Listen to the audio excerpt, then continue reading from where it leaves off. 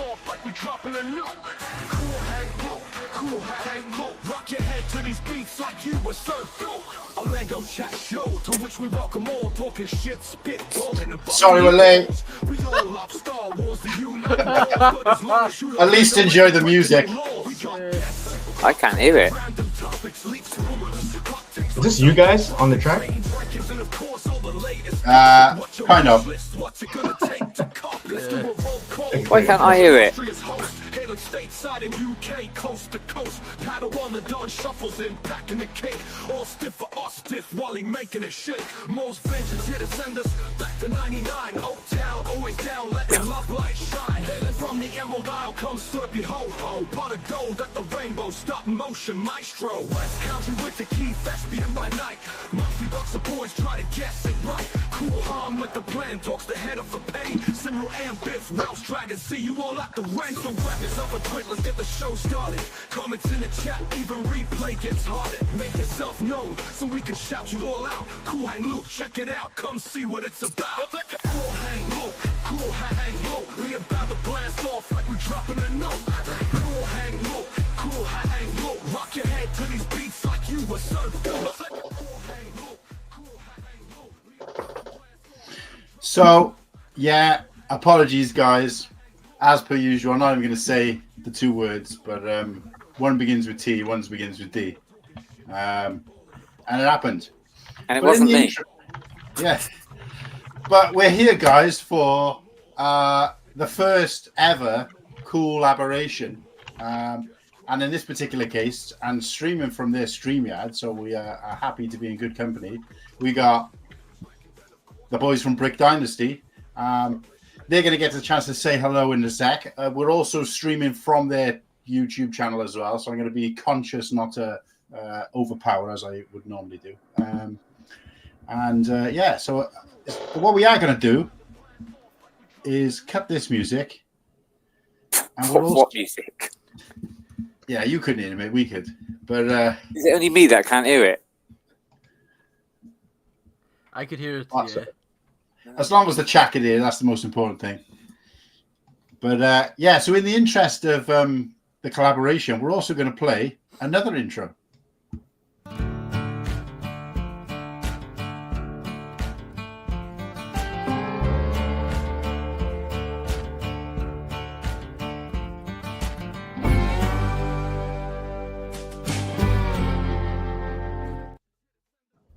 The Return of Awkward Camel. That is now I heard that one. Kind of freaky looking, that. Yeah, that's a kind of a choice. I mean, I don't get it. I don't know what the reference is. Hopefully, we can dive into that soon. But yeah, guys, nice to have you on board, and nice to be on board with you, I guess. So first time doing a collaboration. How about for you guys? Yeah, first for us too. Yeah, technically, I think so. Because you guys have had like guests on. Guests, so, yeah. So they're kind of, you know, in your backyard, whereas here we're kind of sharing a field, essentially. But we'll let the chat decide whether that seems the case. But yeah, so talk to me about this intro. So I wanted to put together something, and I have no skills in any department anywhere at all. And we happen to stream on Wednesdays, and I just happened to see a camel, and it was the most awkward looking thing I've ever seen. Yeah, let's just use that. And wait, what's that? So what's the relationship with Wednesday? It's Hump Day. Yeah. Is it what day? Hump Day. Hump Day. Middle of the week, kind of. What the hell's a hump day? It's a middle bump. of the weck. Once you get over, once you get the over, hump, that's the hump in the middle of the week. Oh, I was thinking of something totally different. Yeah, so Wiki has to wait once a week for that. Yeah, once a year. That's a different subscription that we have for. Right. You got to pay for that, man. Yeah, Lincoln Bio. Is that camel a Lego piece or is it Duplo? I believe that was Duplo. I guess I might need. Yeah, I just happened to see it in Bricklink and just grabbed the picture. It's like, all right, that's good enough. Well, I've heard the term hump day before, but if I'm honest, I felt a bit embarrassed to ask, and I just didn't get it. I don't get it. I've never heard that terminology, in my normal life. Only sort of since here. I think Hive tends to use it sometimes. Happy hump day, and I'm like, what? But there you go. It's a new one on me. But okay. I suppose because I work in retail, there is no middle of the week. It just carries on going. So I think that's a Monday to Friday type thing, I guess. But yeah. So if you wanted to know about our intro, it's is nowhere near as cool as that. But yeah, basically it's just us lot dicking about, and Slurpee kind of put together a stop motion for us because that's his kind of area of expertise. But Saunders, in answer to your question about the music, it isn't us busting on the mic. The only person who's got a kind of interest in that sort of form of music is myself. So Slurpee's more of a rock guy, and Whittaky likes his kind of 80s pop. So yeah, so we're completely different in our music tastes. But because I'm the one who makes the thumbnails, and until such time they decide to offer to do it, it'll always be the music I choose. So I get taught how to do it. Yeah, well, I'm still waiting, mate. But yeah, so basically, just use like an AI thing that creates music for you. You can put in an idea of what you want, like using other songs as reference. So I usually put in like, I don't know, maybe like Wu-Tang or I don't know. It depends on how I'm feeling. Like Notorious B.I.G. I might put in some Outkast or something like that. It doesn't tend to do a very good job of matching the style, but the lyrics are high.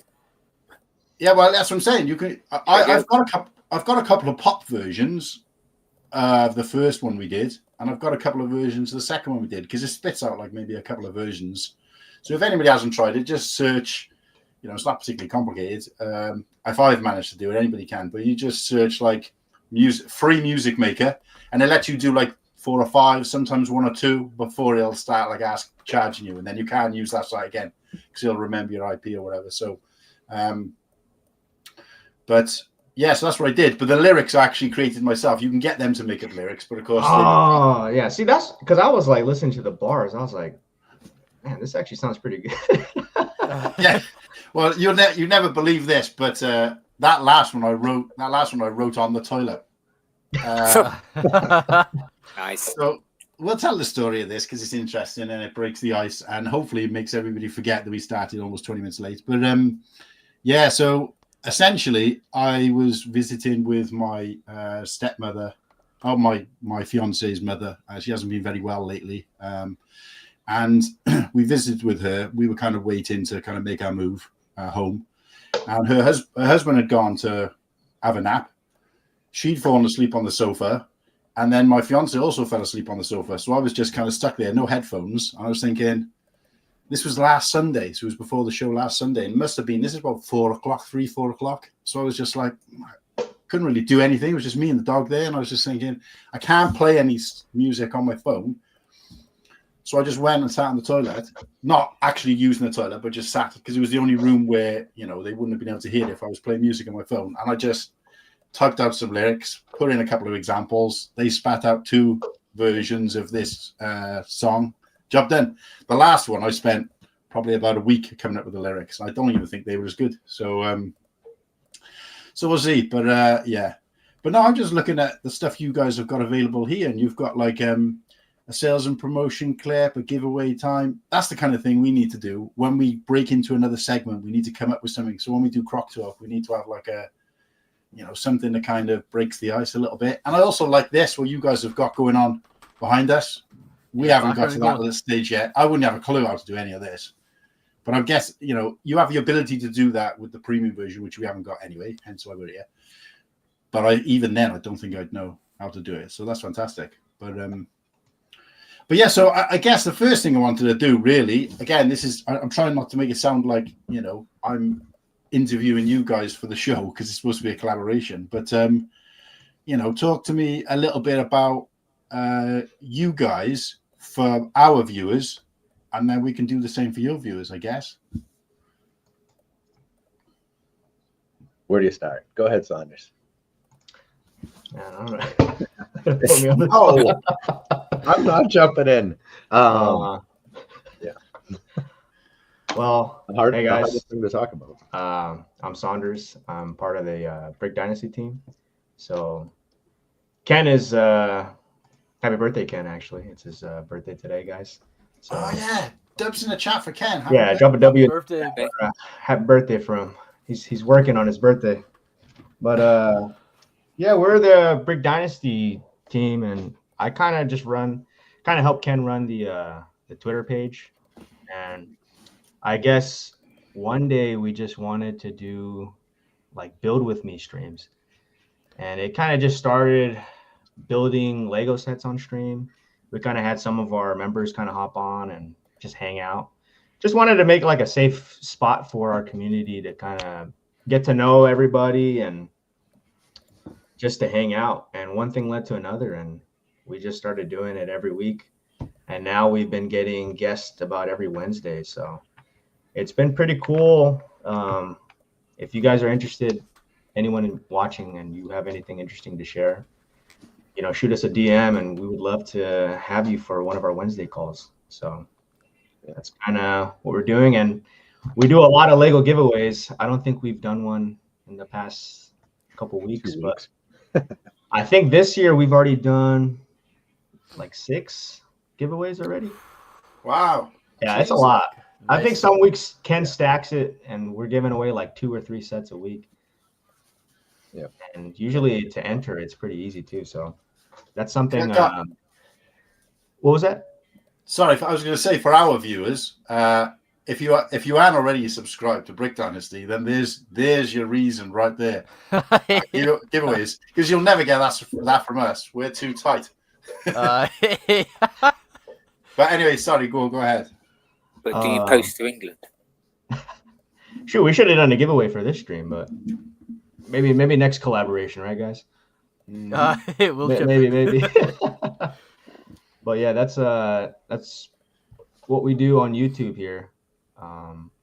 There's a lot more to Brick Dynasty. I think Ken would be a better person to kind of explain what the Brick Dynasty community is. All right. Well, I guess that's where I jump in then. So we are all over the place. We have an app that we're working on. We have an investment community that we have going that we don't really talk much about. We're not going to plug that. That's just a thing we do on the side too. We try to be everywhere we possibly can and just enjoy the ride. And what's the least pluggy way to say this? We want to save people money because all of us are spending a ton of cash. I mean, that scales wherever anybody is, but even if you're not buying a lot, you're spending too much, most likely.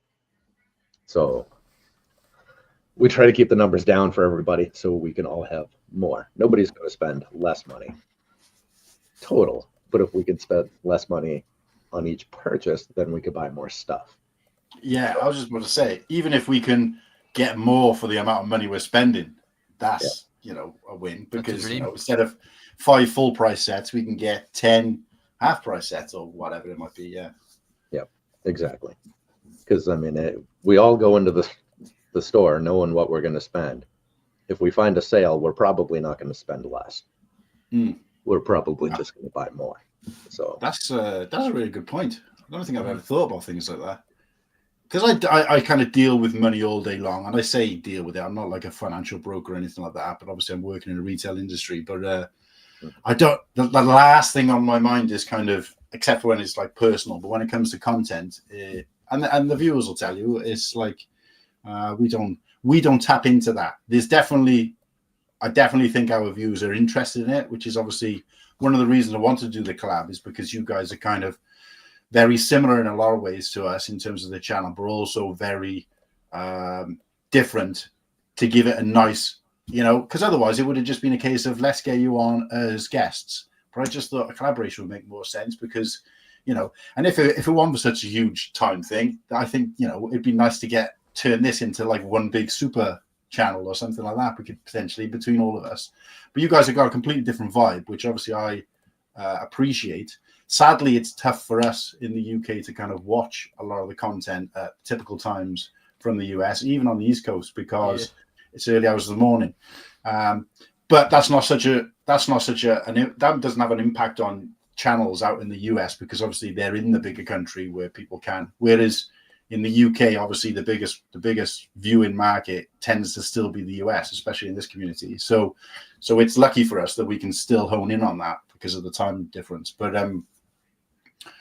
yeah, I came onto your show when we were doing the giveaway, and just want to give a quick shout out to you guys for sort of throwing that giveaway together for the 48 hour stream.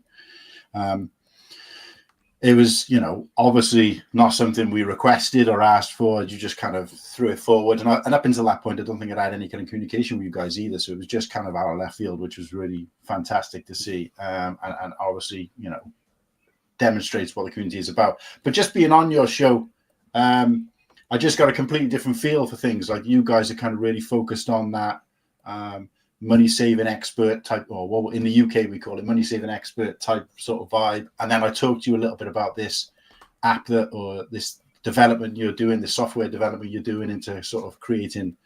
I mean, you could probably tell it better than me, but I don't know. And obviously, like, just the way you guys are set up, where you've got quite a broad spectrum of knowledge around all Lego, whereas as much as I'm kind of, or all of us are involved in a Lego community at different aspects, we're kind of a bit sort of Star Wars blind or Star Wars blinkered.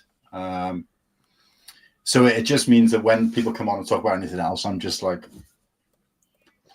you know, which is good because I can gain that information, you know, and that was another reason why we decided to go in the direction we did with this show, where we can kind of talk a little bit about other. So the general thing, like, that'll take me straight on to the fact that the general theme of tonight's show is we're going to just talk openly like this about each other's channels and just try to sort of strengthen that bond. But also the general theme is going to be about selling the theme that you want to go for. So we're all kind of flying a flag for a theme, and we're all going to say, my theme is the best. These are the reasons why. Get the chat involved in that. As best we can.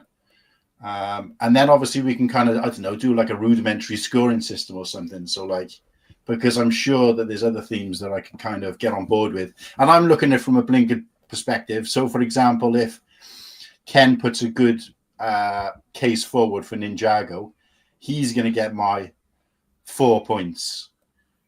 You know, Martin does a good job of saying that Avatar, right, he's going to get my 3 points. Do you see what I mean? So I'm trying not to go in with like, right, I already know that I like, you know, City better than anything else. So do you know what I mean? And obviously we all need to try and potentially do that. It's easy for me to do because outside of Star Wars, I don't have a love for anything else. But I can't score my own. If that makes sense. All I'm here is to sell it and you guys. Do you know what I mean? That's the general theme I came up with. Would it be nice to kind of tell you guys about that before the stream so we were all on board? But I tend to be one of those people who's like, can't think of anything. Oh, streams during an hour. That's what we're doing. So flying by the seat of my pants. But yeah, what do you guys think about that? Do you think that's something you can get on board with? Does that make sense? Yeah, that's pretty cool. I'll cast my vote right now for Star Wars. Yeah, well, yeah, this is what I mean. It's a bit weird. I mean, I've had to choose a different one, but obviously it's Star Wars for me. Yeah, I think that.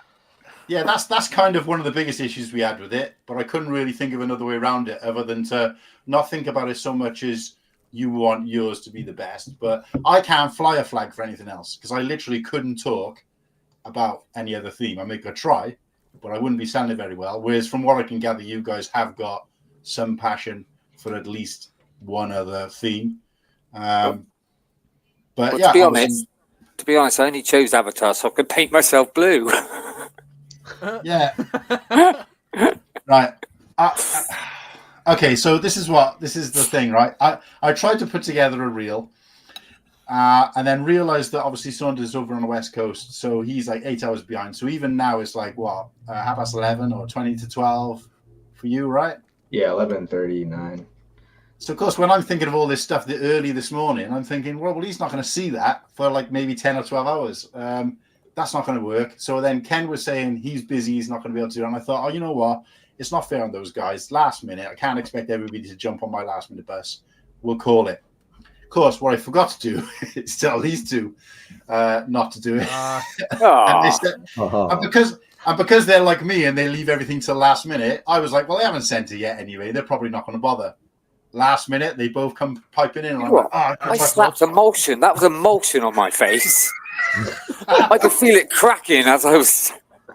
And I was sitting there chatting to Kirsty, and I was like, oh my God. I didn't mind Slurpee so much because he's just kind of off the cuff. I thought, oh, look what this thespian's done. He's got out his best face paint for the stage shows. He's got. No, it's not face paint, mate. It's emotion. What you put on walls. Well, that's what I assumed it was. So I was like, oh no, I gotta do something. So I uploaded it just quickly spun a reel together just before I came on here while I was trying to do something else. But I didn't get, I was trying to I managed to get it under 90 seconds so I could, with Instagram, if it's over a certain amount, it'll cut it off when you put on a story. But if you download it onto your phone and then upload it, you get up to 90 seconds. And I kept it under 90 seconds. Do you think it would upload? No, wouldn't work. So it's like balls. So I didn't get to put on a story. But what I can do when someone else is talking about their theme is I'm going to try and upload it to here so we can play them here instead, just so that people get to see it because I think it's funny.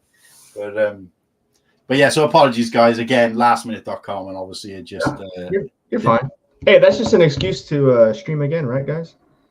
Yeah. Well, I was going to say, if we can try and organize a Thursday off, maybe the next collab we do, we'll do it during your time and try and plan out, try and go with sort of Ken's hyper sort of organized, or at least from what I can gather, seems a bit more like on the level organized. It's all a facade. It's not nearly as organized as it looks. What I was going to say, just going by your background, I mean, that looks organized to me, especially if you compare it to my bags of Lego all over the floor. So, but yeah. I won't show the bags of Lego. But the one thing I was going to ask, guys, obviously, just to kind of segue back to what we're talking about, is when did you guys start, and like how did it start? That was, I'm trying to think. We are 28 weeks into the show, I think now. So, yeah, so whatever that was, where we had a couple doubles in a week. So we're 7 months in or so, I think, somewhere in there. Oh, really? Yeah. About the same as us then. No, wait. Alan, when did we start? July, wasn't it? It was like that. About 7 months ago is when you had your first stream. It was the end of July. So yeah, so we're about the same. But the difference is we were going fortnightly to start with. We've only started going weekly since I think New Year. And I gotta say, I've really struggled with it because I used to kind of have a week to kind of come up with things and prep everything, plan it. Now it's like if I don't get anything done by Friday, which in most cases I don't, that's it. Because over the weekend I get no chance. So, okay, so that's another thing that we're quite similar then in terms of, you know, where did it grow from? Where was was the initial idea? Was it kind of? So I'm trying to think. The first couple times that I went live was with Derek, who has drawn all of our logos. He did the wallpaper thing that we have playing here. He hopped on. He just built and hung out for a couple nights, and then Saunders came in, and then Derek's amazing, but he's got a very busy schedule. So he'd come in and disappear. Saunders was in, and he hung out, and it was awesome. And I mean, I can only speak for myself now, but I think we've had a great time, and it just evolved into something other than just a build night. And then once the 24-hour stream happened, Sorry, go on. Well, once the 24-hour stream happened, it just Who was next after that? I think whatever that was, like 5 weeks ago or something. It's hard to believe it's been that long, but Oh, A 48 hour, you mean? yeah. Right. Yeah. We've had a guest every week since then, and somehow that turned into a thing. Yeah, and I think it's cool too because we've been inviting guests from different niches in Lego. I think a lot of people just think, people just build or play with Lego.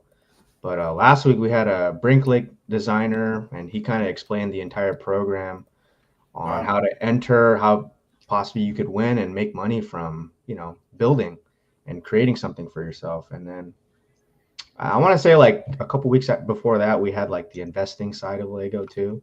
So it's just cool to kind of hear and kind of see a different side to a lot of these content creators, where their background is with Lego, what their future plans are. And, so it's been pretty fun. But yeah, we've been kind of just winging it too, if I'm being completely honest. So don't think that we're some kind of, me at least, we're not some super OCD organized people knowing everything, but yeah, it's our first guest that we have planned sometime out is what's his name? Greg Brecht, the Brecht app that people are talking about these days. The creator of the Brecht app is going to be on with us on the 12th. Oh wow, okay.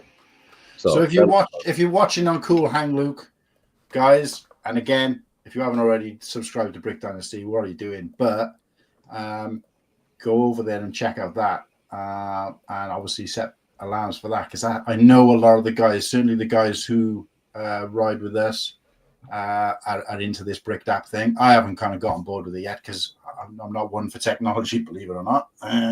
But yeah, I know that's something those guys would definitely be interested in. So, wow, okay. But so, how did you guys actually know each other though? Because you said about these streams. So, is it just that one of you was a viewer to the other, or was it just kind of because you said you used to have like a pylon episode where anybody would come on?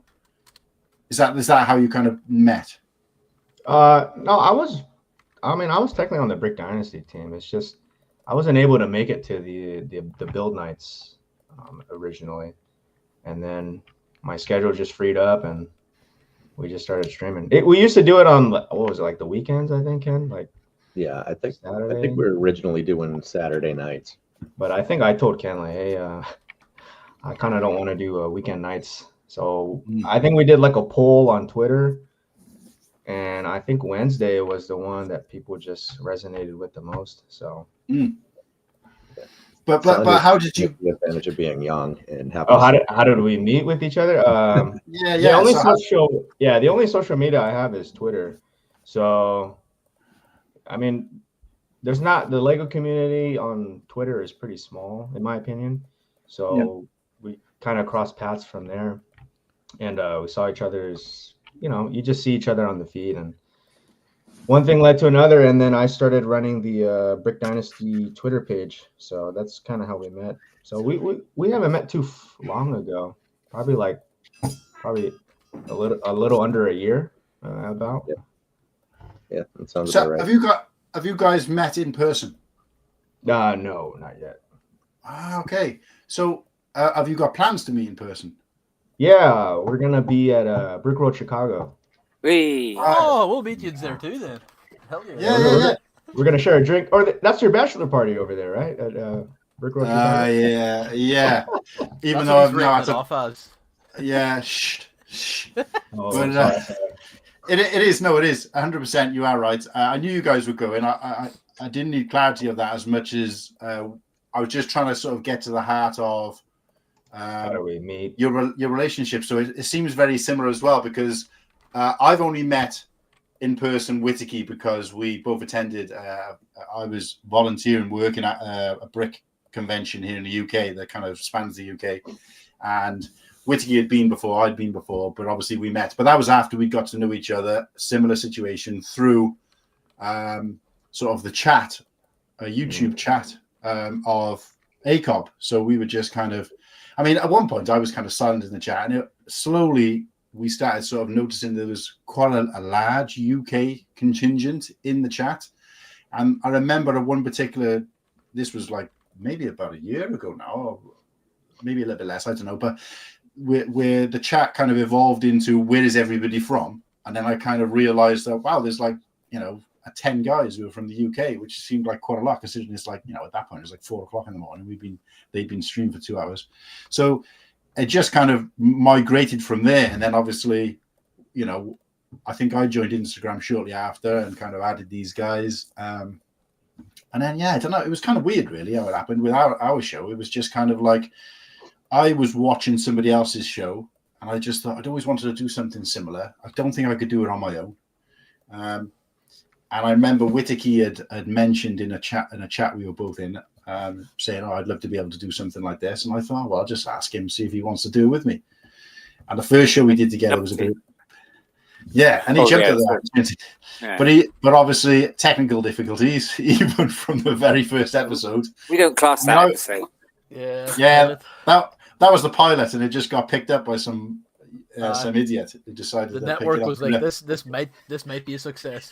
Yeah, the network was scraping the barrel, and they thought, well, let's just throw this on the wall and see if it sticks. And I think we're still haven't hit the wall yet. But so it didn't go very well in terms of like it being 2 people on a chat show. It just ended up being me. And as you could probably already gather, I can talk a glass eyeball to sleep. So we managed to fudge our way through it. And I was fudging my way through it anyway, which kind of, I don't think that's really changed. And without it kind of sounding kind of lazy, I think the kind of chat have kind of connected with that a little bit. The fact that we're kind of just regular guys who don't really know what we're doing, and we're kind of doing things on the fly, and we're not kind of. And I've always said I want to be one of these people who's not like hyper, maybe in time, I guess, but hyper like edited. I don't want to spend too much. I want it to be just me. I'm walking down the street. Hey, what's happening, guys? We're doing a show tonight. Watch it or don't watch it, whatever.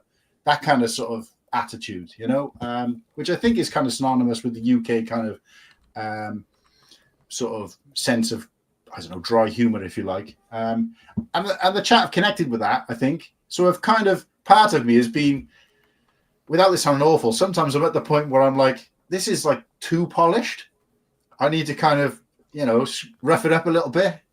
And so try and use that analogy, because I don't want it to come across like, because Kirsty mentioned the other day, she said, "Oh, your thumbnails, your thumbnails are getting too good." And I'm thinking, I don't want to look like the person that I've become the very thing I sought to destroy. Like, so I'm like, right, okay, I need to kind of tone it down a little bit and just kind of make it a bit realistic. But anyway, that aside, it kind of worked. We invited Slurpee on as our kind of first guest. Yep. Bang! The impact was there straight away. It just never got rid of him since.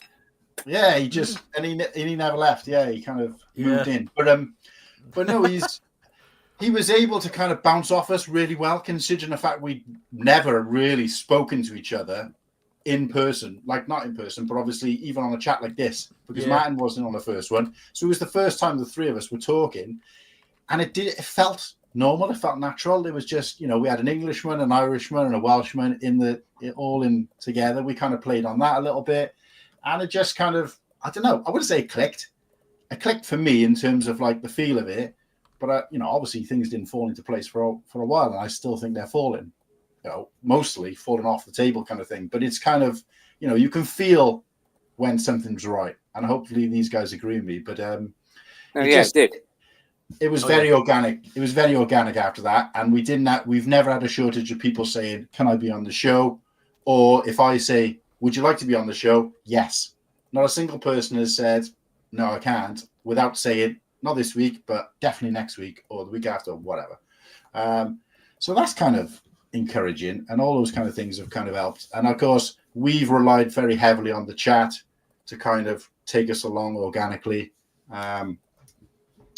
And it's just turned into what it is. But I'm talking about it as if, we're this monolith or something, but far from it. But I think where we've come now is credit to a little bit of off the fly and a little bit of just, somehow finding something that people are actually interested in watching. And I look at myself every day in the mirror and go, why the hell would anybody want to sit and watch that? But clearly people do. So, for the 18 people out there, whether they be the Brick Dynasty boys or the Cool Hand boys, we appreciate, every second that you take in. And yeah, so look, that's obviously just a bit of a PSA for me because I just wanted to appreciate. And of course, when we did the 48-hour stream, things connected really well then because we had lots of people who wanted to get involved. Obviously, you guys, everything you guys did was just kind of mind-blowing. And the way it kind of moved forward then as well. And I will say as well, while I'm on the subject of this, because I know everybody had the link to Just Giving, I only realized the other day when I clicked on there just to double check if the £800 we donated still works out as $1,000 because I want to do a separate YouTube video about it, just sort of saying thanks to everybody. And the money is still sat there. And I was like, now, if anybody's gone on and seen that, there's nothing dodgy going on. I set a time for it. And I was of the belief that when that time ends, the money just automatically gets donated. Yeah. I've only ever used other charity platforms like that before and not recently. But in all other cases, once the time limit ends, the money goes, which is why I was quite on the ball with get those donations in before it closes, because otherwise I wouldn't have needed to do that. But it's still just sat there. Mm-hmm. So if anybody's seen that, obviously I don't have access to it. So I'd like to think people wouldn't think there's anything dodgy going on. But it's just a case of I only recently found out that it's still there. I thought it'd been kind of donated. And the frustration is the fact that obviously it was for a specific issue that was going on. So I just need to clarify with people that the money that gets donated for California Fire Foundation goes to relief of firefighters. So they don't use it towards helping the fire. We did make this clear at the time. It's to support the firefighters and the families of the firefighters and anything connected to the firefighters in terms of their well-being and all that kind of stuff. More details are available if you look on the registered charity. But yeah, so it's an ongoing thing. It's always open. It wasn't something that was created because of the California fires. It's an ongoing thing. It's been there a while. I'd spoken to sitting on a stoop. Why don't I forget his name? Shy.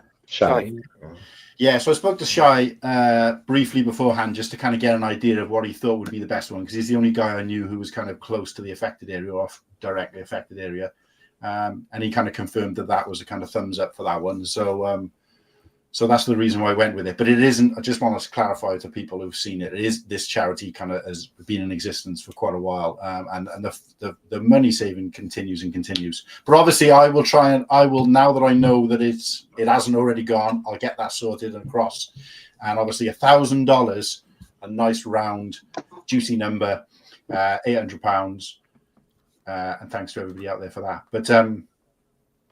But yeah, sorry, I went off on a complete tangent and went on a mad one. But no, it is quite interesting to see you guys' stories and background and the way you connected and the way you've kind of moved forward is very similar to us, only obviously on a very, a kind of different avenue in terms of, what niche you're trying to fill. So how would you? Because I would describe our channel as basically, everybody kind of meeting at the pub to just talk nonsense and maybe running a pub quiz. That's kind of how I would describe it, a Star Wars pub quiz or a Star Wars Lego pub quiz. And we're kind of running the quiz. Everybody else is just sat there having a drink and enjoy it. That's how I'd, create an idea. How would you describe your channel as how it exists now in terms of what market you're fitting into? That's a good one. I think we are having a bit of an identity crisis after the last couple of weeks because we went from, talking about deals and all of that to having 4 or 5 straight weeks of interviews. It's kind of putting our hand in a bunch of different cookie jars there. So which I wouldn't say is necessarily bad, but it does make it a little bit confusing to the viewers as to what to expect on a consistent weekly basis. So, yeah. Well, I think there's nothing wrong with doing kind of both. Not that I'm in a position to tell anybody what to do or give any kind of advice in any area of anything. But I think it is nice to have, because there's no shortage of creators and different avenues. And even in the last couple of weeks, I've started to notice people who, so for example, you guys had Jen on, and I was from Jen Builds. She only exists on Instagram. Obviously, I've given her some bits and pieces, some pointers and stuff in terms of setting up a YouTube channel. And of course, that's coming from me, which kind of means almost nothing. But I see that now that she's kind of jumped over to that space and got a huge following on Instagram, is trying to kind of migrate that to YouTube, or at least replicate that in YouTube. But from some of the stuff she was talking about, like the fact that she was like, I don't know nothing about Star Wars. I wouldn't have a clue. I wouldn't know.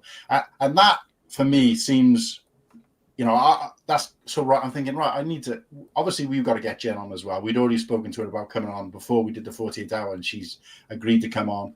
And that's when she said, well, I haven't got a YouTube channel. How does that work? Whatever. But so that's going to be something we're going to line up hopefully this season. But it was just interesting to me to just kind of see it from others' perspective. There's people out there who are this heavily involved in the community for however long she's been doing it and still know nothing about Star Wars, which for me is kind of the be all and end all. Do you know what I mean? So and yet we still kind of can respect, the hustle or whatever. And of course, she's still having a go at things like Rebrickable and talking about Bricklink, which, same avenues that most people or a lot of us use. But so there's different kind of levels of ability and knowledge throughout the entire.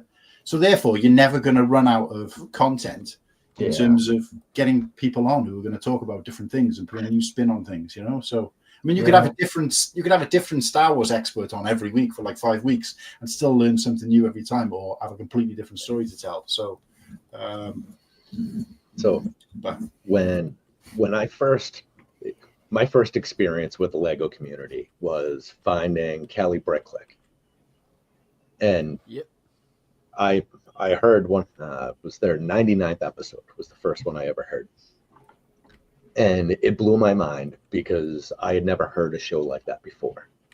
Because it was, at its core, a Lego show, but it really wasn't.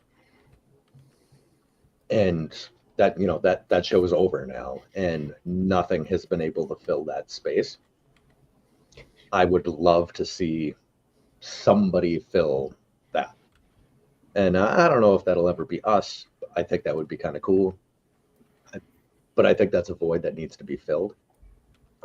I mean, maybe one of you guys, somebody in chat can turn me on to something close. I'd love to know about it. I'd love to see that happen. That'd be cool. Yeah, I've never actually seen it myself. No, I think it finished, or kind of not finished, but it kind of drew out to a conclusion from what I can gather. And but I have watched or listened to a couple of Sitting on a Stoop. It's obviously not directly a visual content, so I can actually listen to that on StreamYard. Whereas I think if I was listening to perhaps you guys or even our own show on StreamYard, I feel like I'd miss a lot. But yeah, so I've enjoyed a little bit about that. Obviously, Shy seems to have that a good sort of system in place for doing his thing. So I don't know a lot about Cali Bricklick except for the fact that it's something that kind of it's his kind of baby, right? And it's kind of grown from there. So it's like a sort of wider community type thing. Yeah, that was him, Claire, and Ninja. So it was, as things went on, it kind of became 2.5. Ninja's very quiet, but they would have somebody in from the community. It was never quite an interview. I mean, you'd get a little bit of that, but it was just a hangout, but focused on, whoever the guest was. But it always felt like friends over dinner, like that kind of vibe. And Claire had like this amazing talent for almost playing like psychologist and like coaching people in their business and giving them some things like that, little nuggets. You learn about the actual people beyond just like what their fandom was or that kind of thing. And that's one of the best parts of the Lego community, isn't it? It's not the Lego, it's the people, right? We're all here for the Lego, essentially, but it's the people that really keep us here, right? Yeah. No, it's well said. Yeah, and a lot of our shows do that. I mean, it's kind of, I don't know, the center of the wheel at this point, at least for all of us and everybody in chat, I think, is ACOM right now. And you kind of see everybody as spokes on the wheel coming off of that. But there's still, you don't get that friends over dinner vibe quite. I think that's right. I'd love to see that. Although I think your show last week or the week before ran for some crazy time, 3.5, 4 hours or something. Yeah, 4 hours. and you guys got me through my workday because I listened to the entire show on replay. Wow. The workday flew by. And my condolences. yeah. But I work alone most of the time, so it's nice to have some company. So that helps. Oh wow, we really appreciate that, mate. Just the fact that helping us get those views up. But no, look, you're right. I think it's trying to find, and look, I'm not trying to. One thing I've always said to these guys and to the viewers is that what I don't want to do is I don't want to try and be somebody else or a poor man's version of someone else, which essentially we are at the moment. We're a poor man's version of other shows or another show, and that's okay if we fit into that bracket. That's not class, No, but essentially that's what it is, right? Because I don't think we're doing anything new or crazy enough to separate us in terms of being an undercarriage of someone else. And that's just talking about our channel. Obviously, you guys, I wouldn't dream of or even be able to make a comment on how you feel you rate yourselves. And it's always harder to give yourself some positivity. But I think the realism is that, right? And like you said, wheels in the center of the wheel, spokes, great. As long as we find it feels like we're finding our way in another direction and people are coming along with us, that's all I'm happy about. So we've done a stop motion intro for our show, right? I haven't seen that anywhere else. Okay, especially not in the versions of us that exist out there, right? Or the better versions of us that exist out there. So we're just trying to personalize it in that way. And of course, obviously, I've written lyrics to my own thing. That's been done. We've made our own music. That's been done. I wouldn't necessarily say I've watched that stuff or listened to that stuff and thought, right, I need to do that now. It's more of a case of, would it work? Could I do it? And of course, if I couldn't put together some lyrics and know the difference between what's a good piece of music and a bad piece of music, it wouldn't work anyway. Which I like to think it has. But I'm just happy that we are kind of trying to differentiate ourselves in a little bit. So if you see any comments about ice, cold, staying frosty, hopefully you guys can kind of see why. Because we don't talk about heat, flames, flamethrowers. Yeah. And that is just literally a pun. Us kicking ourselves in the balls. We really started that a couple of weeks ago just as a joke. It was just, exactly. Certain things come as a joke. But we do, we do have sort of certain personal things as well that keeps us different. I mean, nobody else does croc talk. I can understand why. But, we got that. Obviously, we've got my box of boys. We've got Slurpee's animation, obviously, Gorhan can't stop talking. So we got, Hey, man, that's talent all in its own. Say again? That's a talent all in its own. It is. Being able to keep the conversation flowing all the time. That's Well, that'd be great if it was conversation. It's just me talking. No, I take that as a compliment, Martin. I wish I could just, do what you do. Yeah. I think you do need somebody who's going to kind of drive it and be not afraid to kind of fill in that empty space. But at the same time, I do need to be prodded sometimes and hey, shut up. Give someone else a chance kind of thing. And that's where I guess we're going to move on and kind of kick this off. If you guys are okay with that in terms of, because that was just about familiarizing ourselves with our chat and all the rest of it. I would like us to kind of read out the chat, but I don't know. I don't want to do it because obviously everybody's heard me talking enough. Does anybody else want to kind of reel through? Obviously, if there's good comments, we can flag them up. But I just want Well, I to. normally do a call out, but I can't see the chat. I cannot. Yeah. I've got no control tonight, I'm afraid. They're all Can't do slagging you off, banners, Martin. anything. Yeah. Sorry? They're all slagging you off in the chat. Oh, that's all right. Well, while they're slagging me off, they're leaving someone else alone. Are you guys able to pin the comments?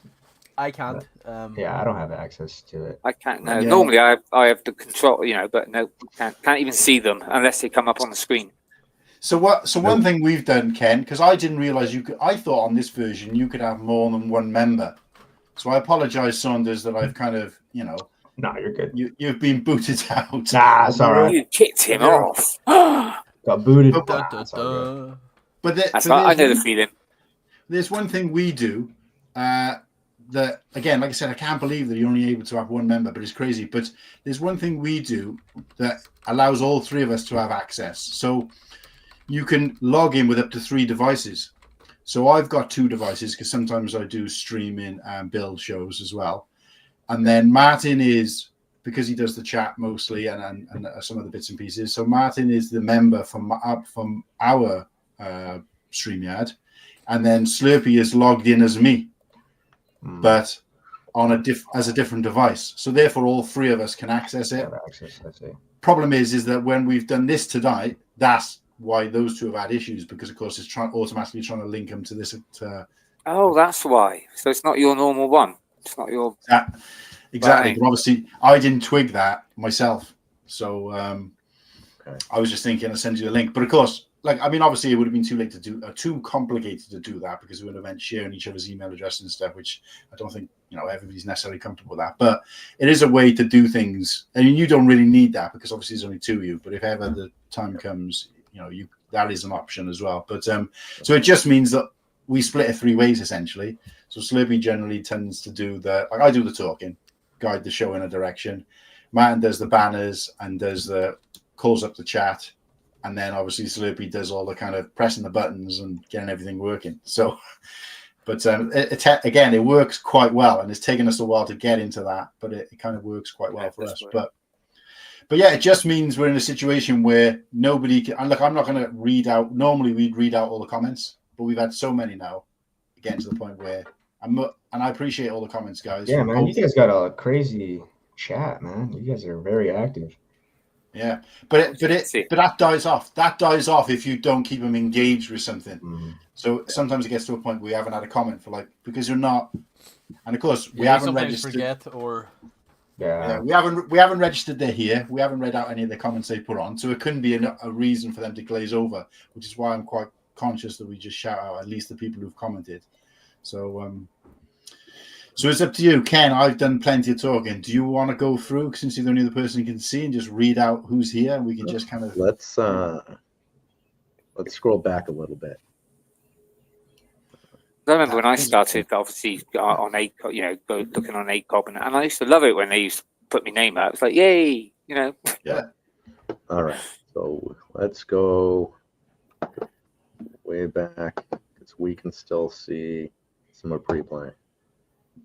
We get Lego Timmy, bit Lego guy.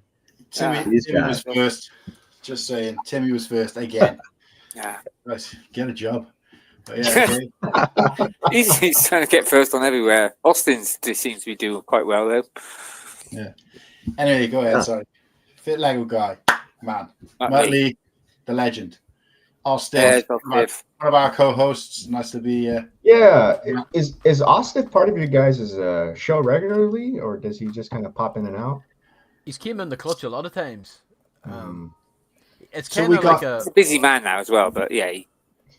Yeah, so we got 3 main hosts, which obviously us, who's kind of started the channel, and then we've got 3 sub-hosts because when we started going, so Padawan, Arstiff, and Oaktown, they kind of sub in as and when they can. I mean, we could get all of us on. We have had, and Justin, Moore's Vengeance. There's actually 7 of us, sorry, not 6. And they kind of sub in and out. The day's going to come where one or all of us can. So far, we're 21 episodes deep, and all of us have been on the show at some point. Yep. All 3 of us have been on the show. But those guys, fill in some gaps sometimes as well. So technically, last week I shouldn't have been on because I was at work, but I snuck in. Yeah, well, we kind of almost got this kind of Deadpool thing going on now, or whatever you want to call it, where who's going to be the first one who can't get on the show? Every other weekend, see, I've got I work, so sometimes I might miss it. But I haven't really missed any yet, not all the way through. So not start from episode 2. The 3 of us have been in there, even if it's for like a snapshot. But the other 3 guys fill in the gaps for us. So yeah, sorry, go on.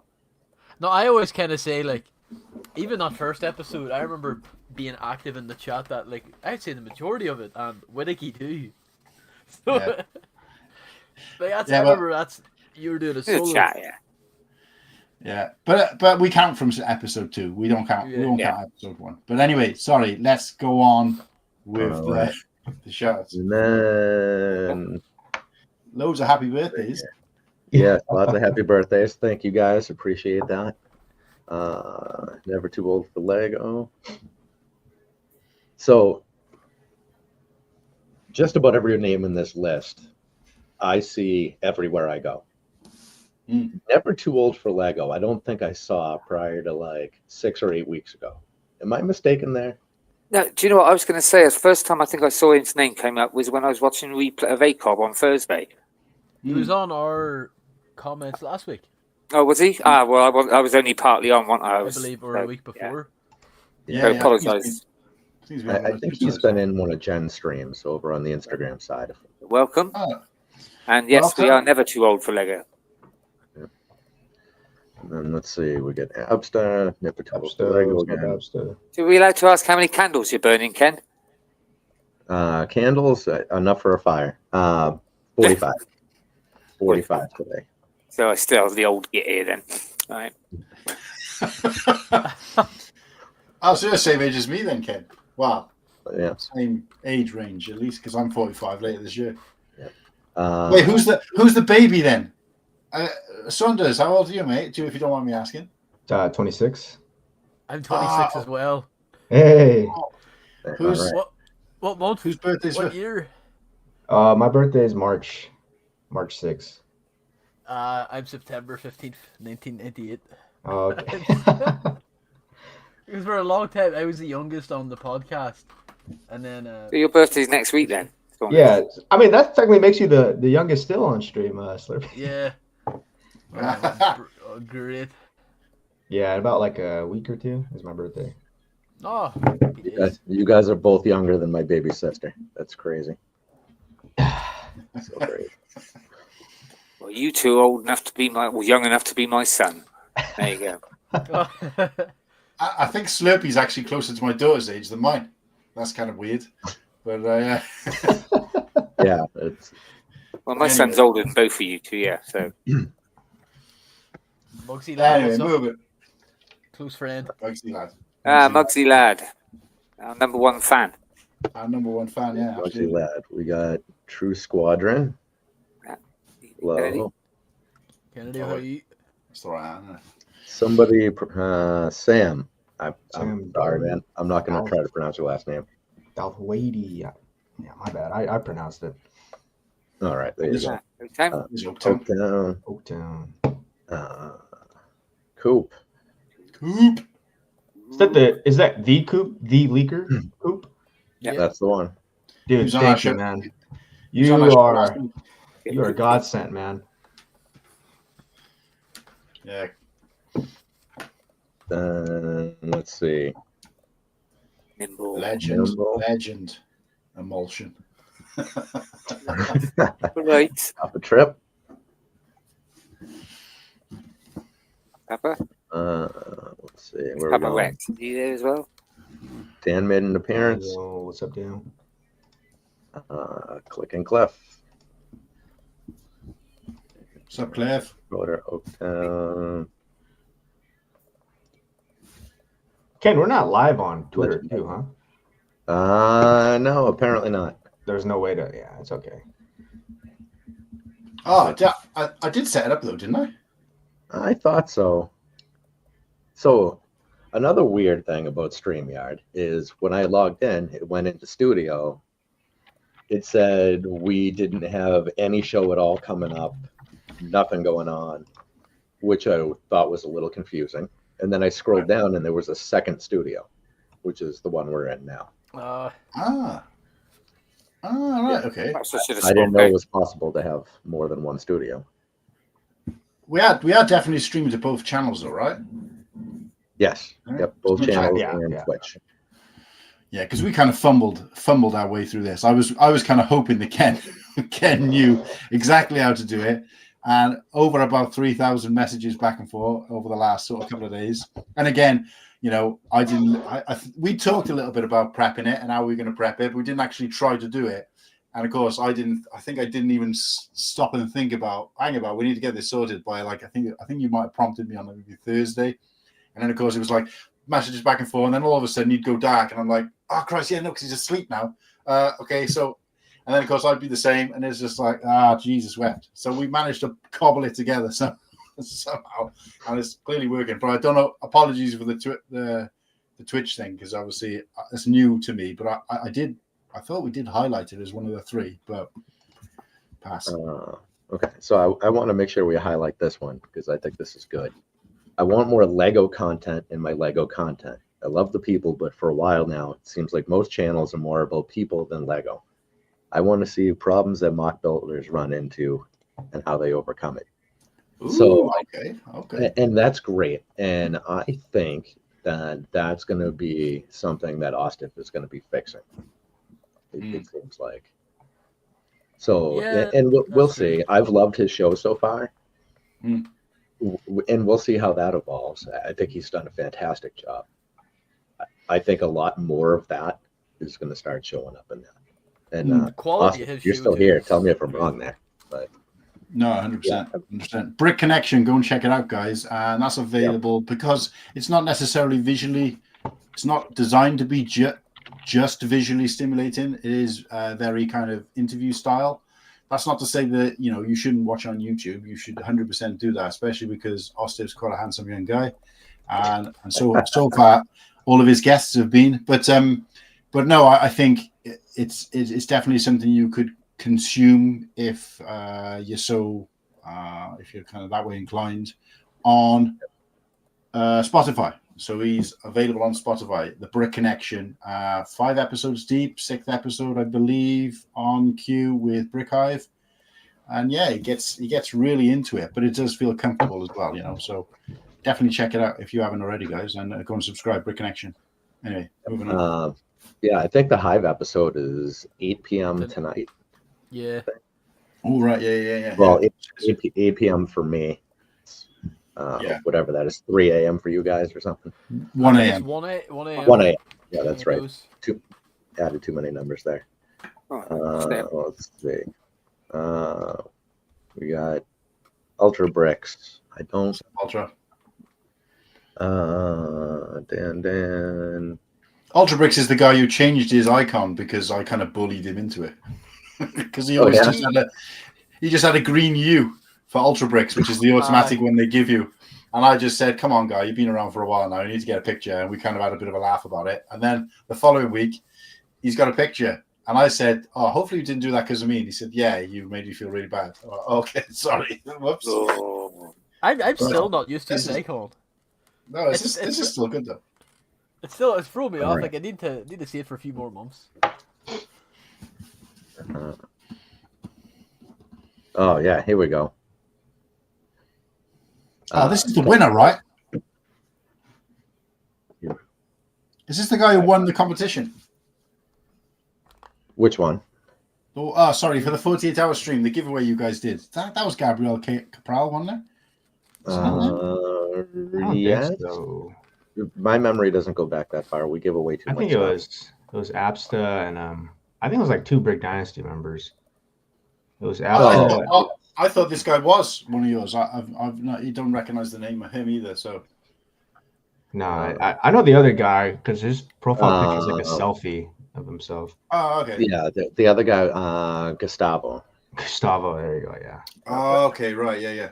Well, either way, this is an opportunity to sort of potentially mercilessly bully Gabriel into getting a better icon instead of just a green G. Yeah. You heard it here first, people. Anyway, sorry. But then again, we need to bully Muggsy lad because he still has the letter M. For his icon. Muggsy can have nothing, and he's always welcome. This guy's like ride or die for us. But anyway. Yes. Yeah. Go watch Kelly Bricklick. You can just listen to that one.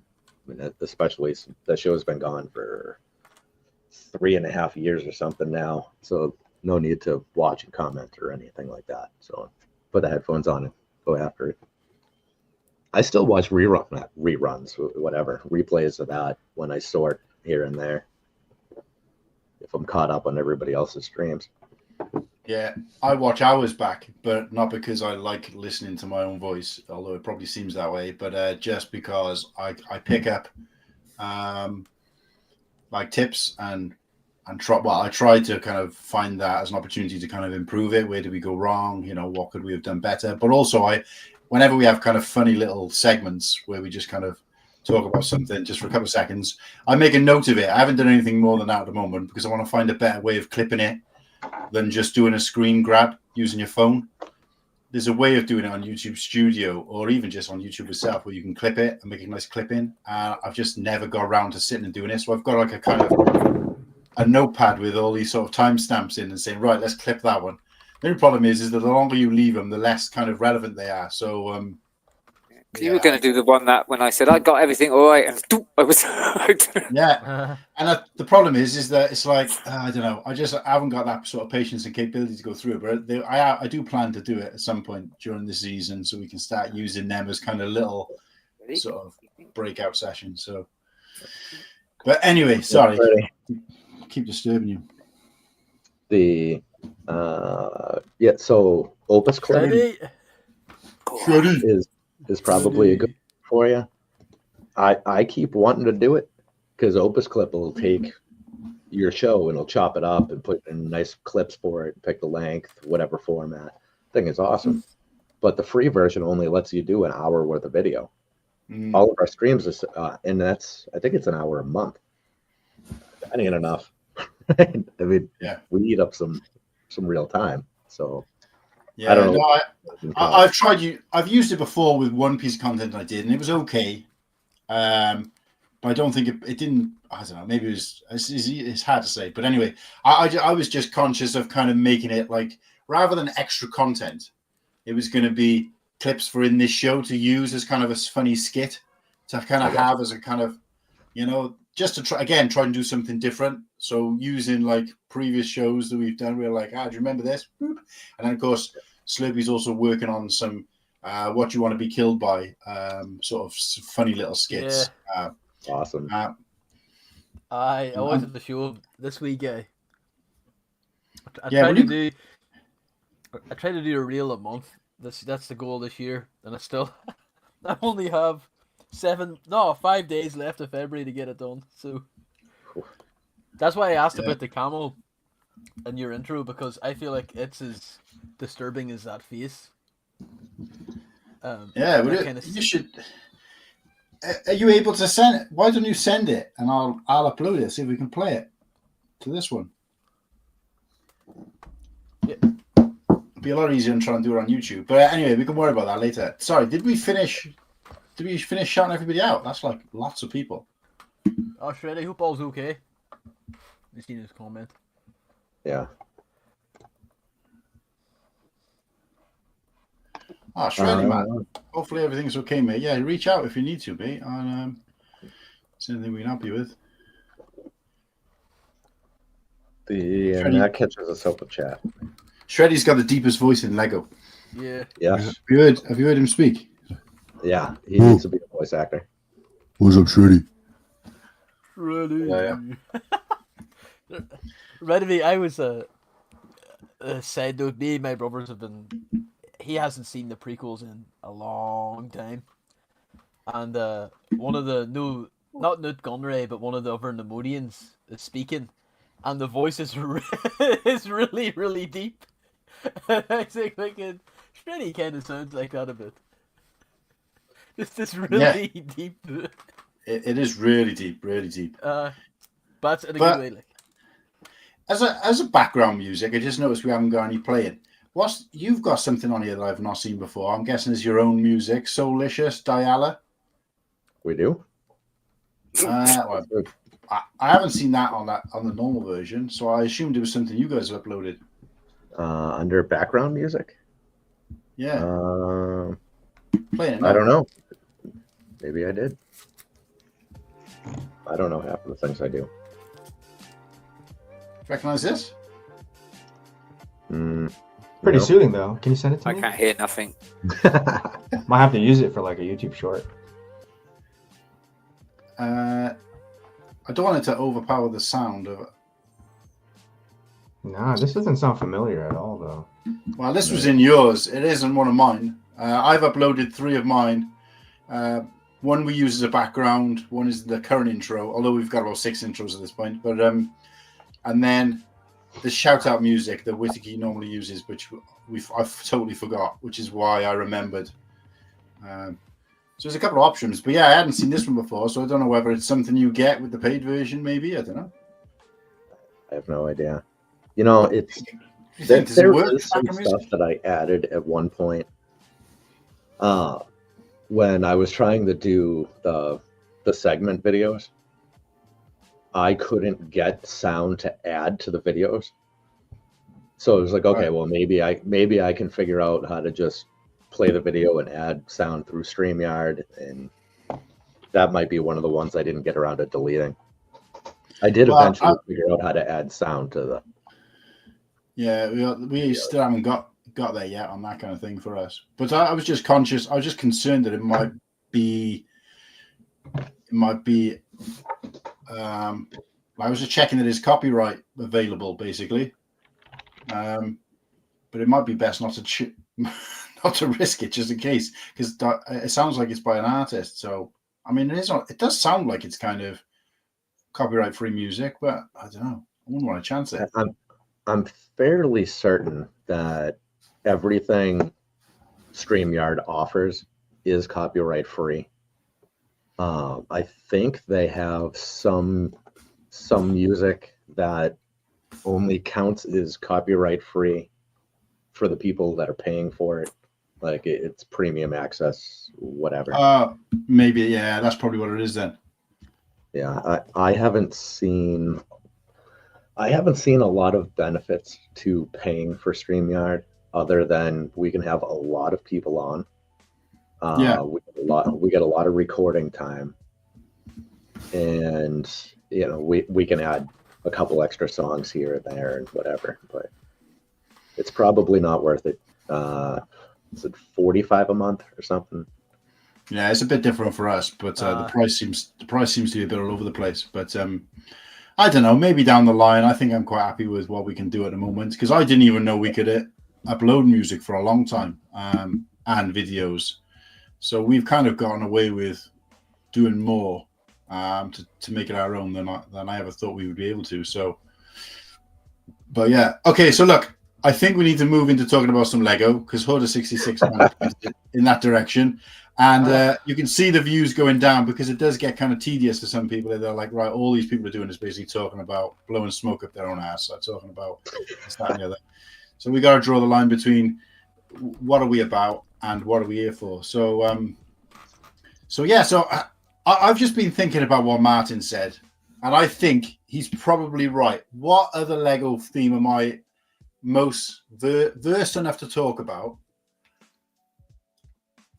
But because I think because we probably all connect with Star Wars in some way, shape, or form, it doesn't seem fair to do Star Wars. And not only that, but most of our viewers here, I'm not going to throw up anything on the screen that they don't already know about. I'm not, what? Do I need to fly the flag for Star Wars when it's, certainly from our point of view, in terms of our viewers, they're already kind of on board with it. So if we do put it, I'm not saying we're going to necessarily put it to a poll. I think we do it between us. But if we did, it's going to be kind of a landslide. So I'm thinking I'm going to go with Mario, because it is a bit of a theme, and the only reason I know a little bit more about it than anything else is because I've bought a lot of it for my daughter. She went through a phase of collecting and she's got quite a bit.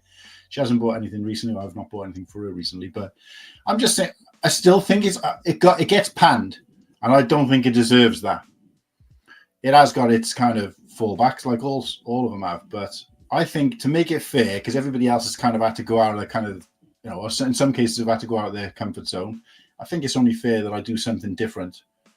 So does that sound more fair to Saunders and Whittaky that we have, Hello. We do Oaktown. What's up? Oaktown, do you know everybody?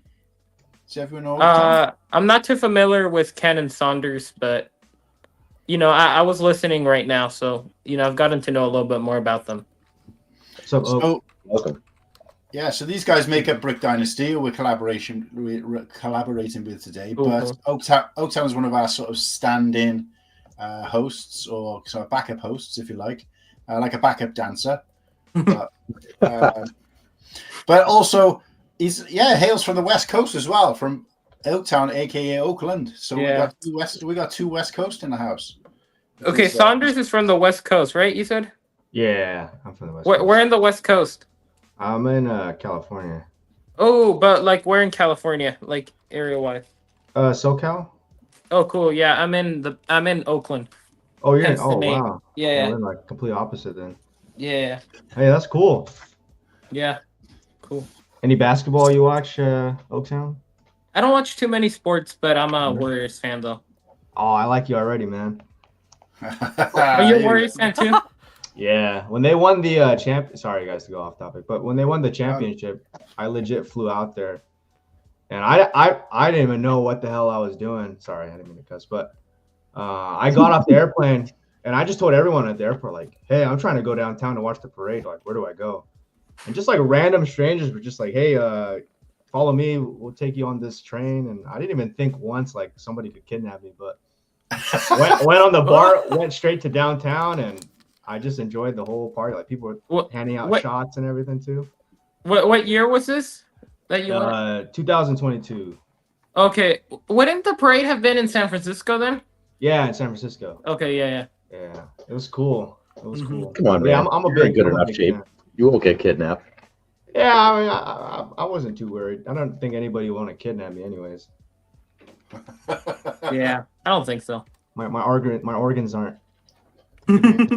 I don't know. There's some tasty Will? characters out in San Francisco. I tell you that much. From when I went there a long time ago, it was like, wow, some crazy people out there. But Daisy.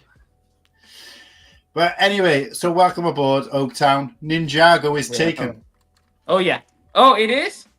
It's taken. Sorry. Oh, Yeah. You can have it. You can have it if God. you want. Too slow. No, you could have what's it? Terrible. Yeah, take Ninjago. I can move from there. okay.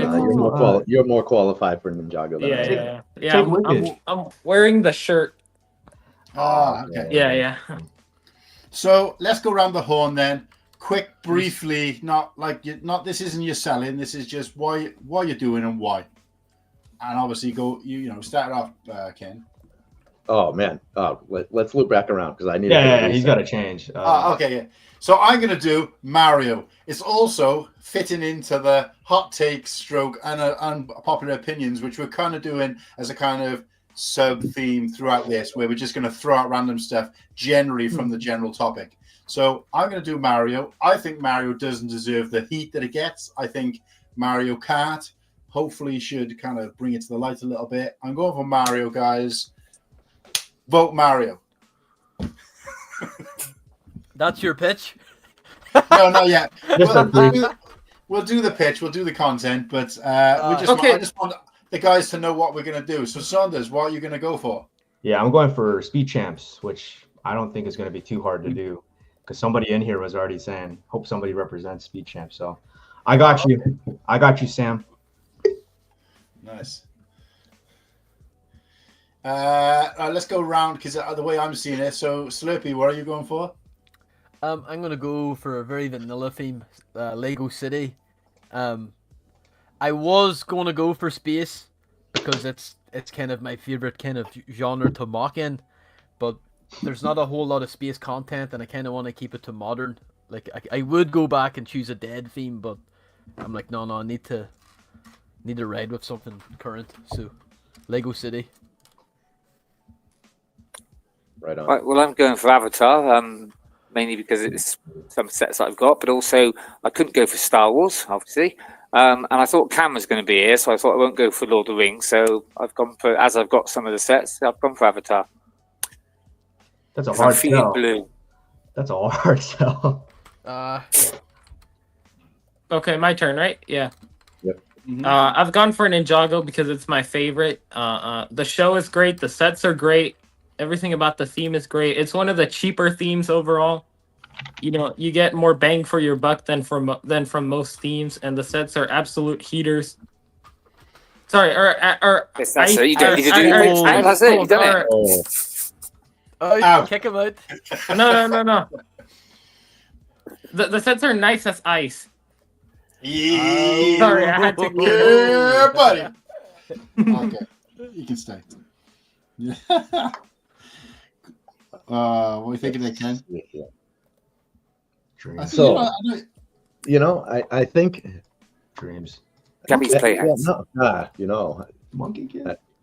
Well, that's exactly it. I think Monkey Kid is the way to go. Oh, that's a good one. Good Because one. Monkey Kid is Ninjago done slightly better.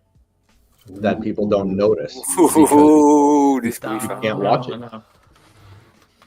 I don't think the show is better. I think some of the sets probably are. Mhm. yeah.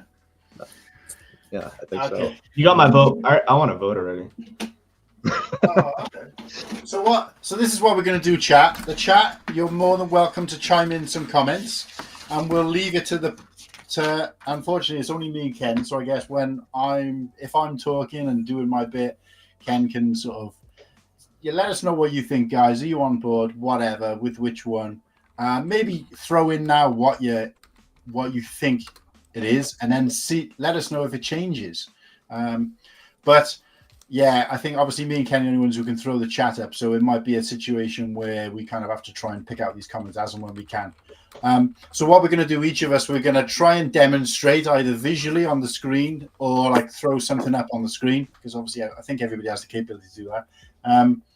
And we're going to just talk a little bit about it, and then we're going to do a scoring system, which we won't do till the end. So you guys make notes how and you feel is going to work for you, but I'll generally give the overall point system.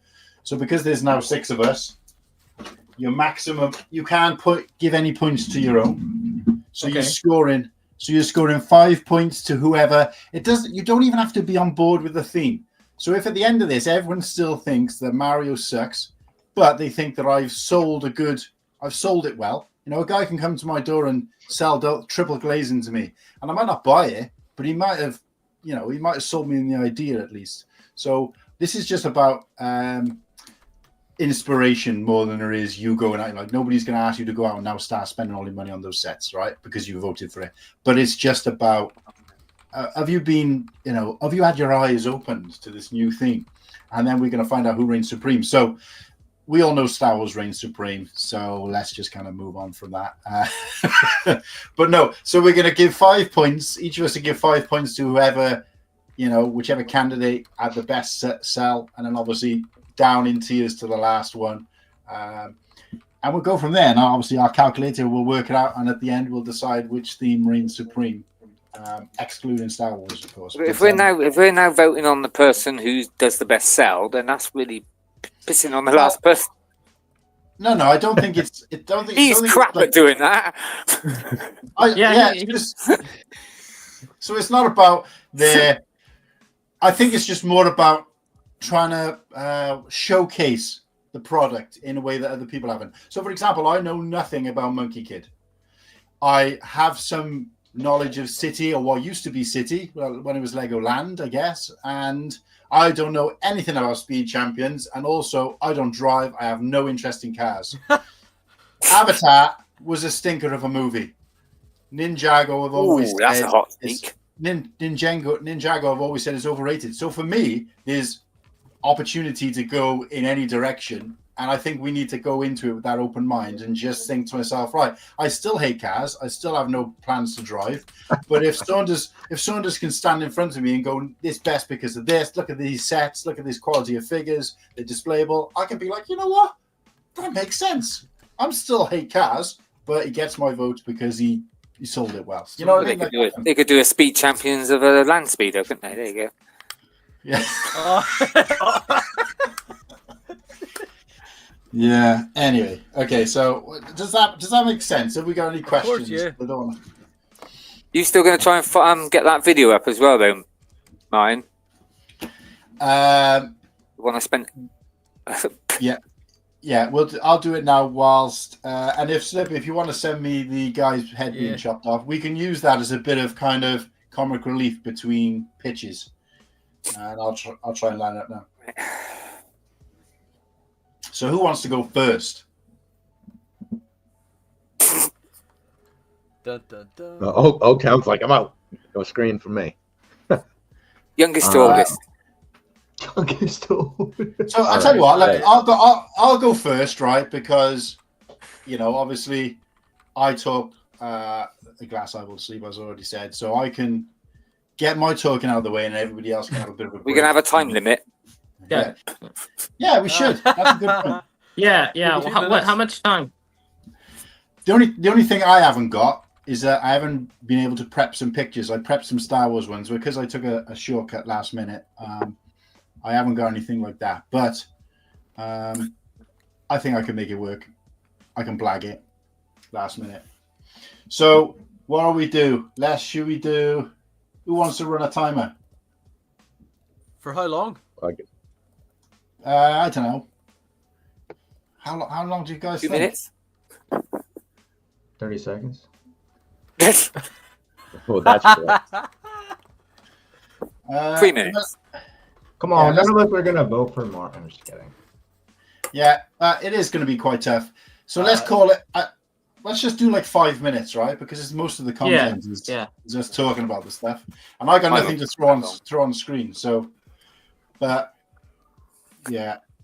Go on then. Here's Mario. Right. Let me start. Why do you think Mario's the worst theme ever, and why no one should buy it? Mario. No. Okay, so Mario. Let me full screen myself. Medio. Mario doesn't deserve the rap that it gets. Mario Kart and all the Mario games are some of the best games with the most nostalgia. This LEGO community connects through nostalgia over everything else. Everybody has played a Mario game. Nintendo has been around as long as most of us have been able to have our hands free to play. Yes, LEGO could have done a better job in translating that, but I believe, as somebody who's bought those sets, and I guarantee you most of the haters haven't bought or tried to play with these sets, I have with my daughter. We spread her out across our kitchen floor. It's very modular. Lots of people like modular, where you can kind of create it. No two sort of Mario worlds or lands are they going to be ever the same. You can expand it yourself without just buying the sets, because Mario, the little digital Mario, he connects with the different colors. So you can create like a base plate, and while that's red out of bricks or tiles, and as he's walking across it, the whole thing is lava. So you can do your own things as well. There's a lot of mock opportunity there in terms of creating a land. The little digital Mario, which I wish I had in front of me right now, because I've got the Mario, Luigi, and the Peach version in the house. They are really good. They tried something different, and I think it worked really, really well. They tried to connect with this kind of getting kids away from screens a little bit in some way, but they kind of went the wrong direction with it, because it only works when you're kind of on an iPad or a tablet. That's the only way you can get the build instructions, so we won't talk about that. But in terms of the sets themselves, like Lego used to be, the heyday of Lego, where there's lots of smaller, affordable sets. There's very small sets, which are pocket money sort of amounts. You can get different suits for Mario, different outfits, which connect to the bricks. So, for example, if he's wearing the penguin one, he can slide across the blue, that kind of thing. And he has, of course, you can get Luigi, you can get Princess Peach, you can get all the main characters, including some of the like things like Bullet Bill and all that kind of those kind of recognizable characters. So in terms of recognizable characters, hit the nail on the head. Star Wars still struggles to do that, just FYI. But the sets are very playable.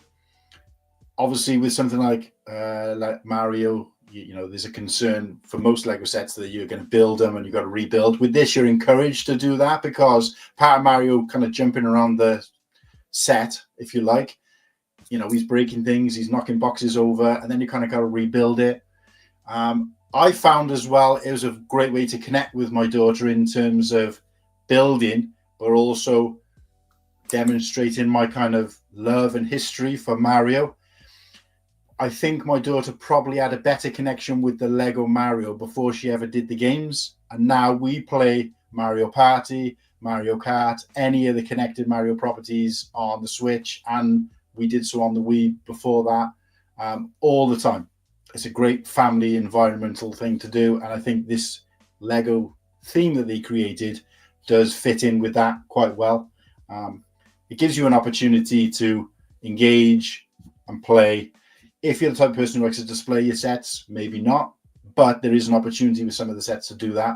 But in terms, again, of price, you know, if your scale is the screen, you've got some sets here, you've got some sets here, and then even your high ones, you're like Bowser's Castle, your Boo's Mansion, they're all kind of relatively affordable. They don't have anything in that buildable Mario. I know there are some sets like the Lego block and stuff like that, or Bowser, if you're that way inclined, which I still think are fantastic sets. The Piranha Plant, if you want display sets like that, they're available as well. If you want bigger UCS style sets, they're available as well. But the general theme that they created is very, very affordable. And I think quite interesting to do something different. Where Lego takes that in the future obviously remains to be seen. But they're still pumping these sets out. So I don't think it's a dead theme by any stretch of the imagination. I think in terms of if you're a mock builder or you're someone who likes to customize something, it's fantastic. And if you've got young children and you want to introduce them into Lego and tap into your nostalgia, this is definitely the direction you want to go. And I think it did a fantastic job of helping me connect with my daughter with both Lego and Mario all in one hit. And yeah, it's just become part of those Lego sets have become part of the family. And you'll find that is exactly 5 minutes. Wow. Yeah. Yep. I quit. I have one thing to say, though. Any questions? Yeah, Go. one thing to say, minifigures. Yes. Minifigures, yeah. There's a lack of minifigures, but Star Wars MIDI-scale ships, no figures. Great sets. But Star Wars has a bunch of sets with figs, though. So there's still no option for figs across the theme. And also... Wait. Oaktown. You're suggesting that this argument is about why Mario is better than Star Wars. That's not why we're here. I'm just trying to open your eyes into, is Lego, because not all Lego is about putting sets on the shelf, doing mocks. Some Lego is about connecting with your children, connecting with your family, connecting with your nostalgia. And I'm just trying to say that if Lego set out to do that, they've achieved it. Oh, hold on a second. One of your big selling things you said was about mocks, and then you just said it's not about mocks. Yeah, and then also there are a bunch of sets that come with there are a bunch of themes that have sets for kids, like Ninjago. Look at Ninjago; they look great for both adults and kids. Yeah, and but also, I'm not flying the flag for Ninjago. I'm flying the flag for Mario. And again, it's not my theme versus other theme. It's just, do you guys agree? If not, ask me some questions. So, to question, I think Mario is great for kids. I think Mario is good. Another thing, for kids. Go. Okay. Also, with Lego Mario, like it's you have like these 3 playable characters, right? Peach, Luigi, and Mario. Number 1, where's Daisy? And number 2, to get each of those characters, you need to spend $50 for each one, and that's $150 you need the base to even really begin playing with the theme. Okay. Okay, so granted, but what I will say is that you don't spend $50 just to get the figure. You get quite a large, in terms of Mario, set as well, and it's also all you need potentially to set out maybe 50 different courses. Just that one set. How many different ships can you buy with a $20 Star Wars ship? So it don't just come with the Mario and it's just a little build. It actually comes with a big. No, it's big in terms of the Mario world. Oh, fair enough. So obviously, Right. piece count might not be there, but in terms of what you get with it, because you get an enemy figure, you get a couple of portals, you get like. Because I was going to say, the only obviously you mentioned about smaller sets, which is great for because I keep saying that we need smaller sets so kids can afford them and stuff. But I was going to go back to the same as what Oaktown says. You can have all those little sets, but unless you've got the base ones, they ain't no good, are they? Yeah, no, not at all. No, it kind of forces you a little bit to buy the main three. Yep. Yeah, but still good, but still well done, Martin. I absolutely love Mario, but this is the only set I could actually like muster to buy. I'm like, I don't need to buy any other crap. JK. No, I think that's it too. It's like you have to buy. There's a whole ream of sets you have to buy, like starter sets, and I find it's maybe just a little hard to get in due to the price of them. I like that little one you got there, and the Donkey Kong one. Yeah, I like this set. You don't have to buy the other sets. We've bought them for my daughter, but strictly speaking, if one person is playing, you only need one. You can only play with one character at a time, essentially. So let me just try and pull up a picture of the starter set, because I think you made a good point. I want to get the opportunity to, challenge back. And whoops, give me 2 seconds. Okay, so I've pulled up a picture of it. I wanted to do this. It was not actually in the box. Let's have a look. So here we go. Here's a picture that I've literally just found. Again, guys, I didn't prep this whatsoever, but it's also my choice to change my mind last minute, so I'm not going to blame that. But okay, okay. So here we go. Right, what are you guys seeing? All of us. Seeing anything? Yeah. Oh, wait a sec. I gotta add it. I gotta add in my bad. There. But look, that looks like crap there. Ninjago doesn't look like crap. Ninjago looks We're not great. talking about Ninjago at the moment. We're talking about... Okay. Okay, guys, we need to try and get away from the fact that this is one theme versus another theme. It isn't. It's just, this is the theme that I think is better than what people believe it is. Not that it's better than anything. Because if I had to vote this against other themes, it wouldn't be number one. I'm not here to say that it's the best theme in the world. I just want people to open their eyes to it. But you're right in that this doesn't look like a lot. But what you have to understand is that you're getting an enemy, you're getting a port, you're getting all the stuff that you need there to be able to play it. And of course, what you've got to bear in mind is that Mario does different actions when he's on blue, different actions when he's on green, different actions when he's on red. The action changes when he hits this yellow block. The action changes when he's on this white cloud thing that's down the front. So he does different things. And then obviously he's got to hit this little plate. So they've got these digital plates where when you touch them, they do different actions. And basically what you got to do is you got to get from the pole to the finish line, and you can change that however you like. I mean, as for a toy and interactive with kids, it's brilliant. Now, I will give you that. As a toy for kids and interactions, kids, they love all that, all the sound effects and all that. Yeah, I mean, it's not my cup of tea, but for kids, this great. is what I'm saying. So, but this, going back to the argument about minifigs and why I don't think it deserves the panning that it gets, is because if we're going into Lego thinking that Lego is only about, bearing in mind that that's not where they started. They didn't start with minifigures, right? No. That's something they've introduced. But that aside, because again, it's not a comparison model. So if Lego is designed to be just about things that can be built once in one way and have a minifig or have cool minifigures with them, then you're interested in other themes. But you can't, can't assume the Lego sets out to do that with everything. They're trying to do different things. Lego started making wooden ducks, okay, and now they've gone on to plastic bricks. Completely the opposite direction. Can I ask right, you just one question, then, what it's Martin? made out of. Yeah. Can I just ask one question? Yeah. Would they sell more sets if they had go for it. minifigures?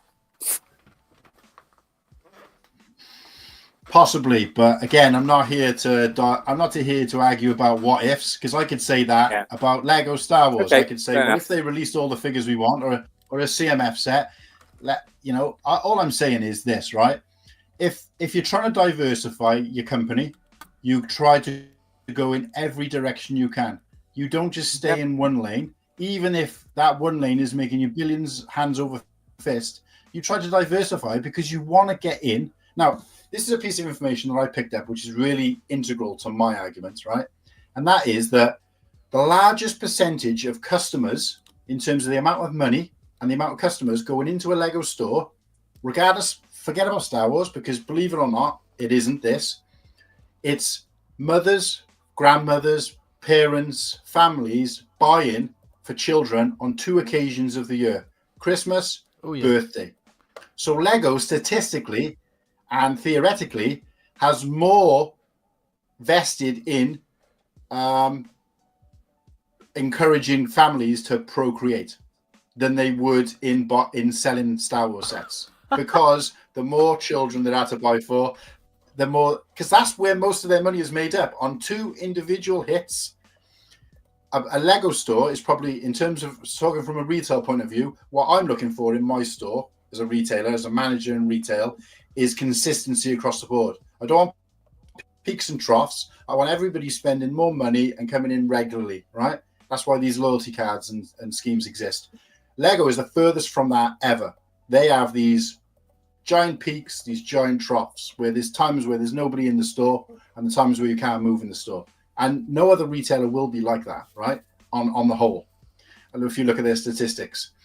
But what I will say is that the reason that they try to diversify is because they're trying to bring in new people. There's people who are passing who are like old enough to remember Mario at this point, but their kids have no clue who it is. So by doing this, they've introduced a whole new audience to Lego as kids, but encouraged by the parents and the grandparents and the family members and whatever who are buying on birthdays and on Christmas and making up most of Lego's income.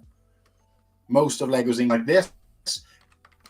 Another example would be Pokemon, but doing something different rather than just creating, because if they were to do Pokemon, right, they're not going to do minifigures for Pokemon either way. It makes no sense. What makes sense is to do large UCS maybe style buildable sets, but they're not going to get kids to buy them and spend that kind of money. So that's where that would be a struggle for them. I don't know where it would go. But with Mario, they have the opportunity to do something different, use technology, because kids are into that these days, but with an older theme that they might not recognize. And now they do, and now they're bought into it. This is still part of my sales pitch. So I'm just conscious of the fact that I had 5 minutes and now I've stretched it out a little bit. But diversity. This is what Lego's going for. Remember that word. Remember that word. Next question. Can I throw in something, right? Next feed now, really. But this is the one thing I would say about Mario, right? So obviously Lego's all about like building and imagination, but I do think in the last number of years there's been a real kind of, I don't want to say imagination's lost, but it's like, you buy a kid a set or whatever, they build it and that's it.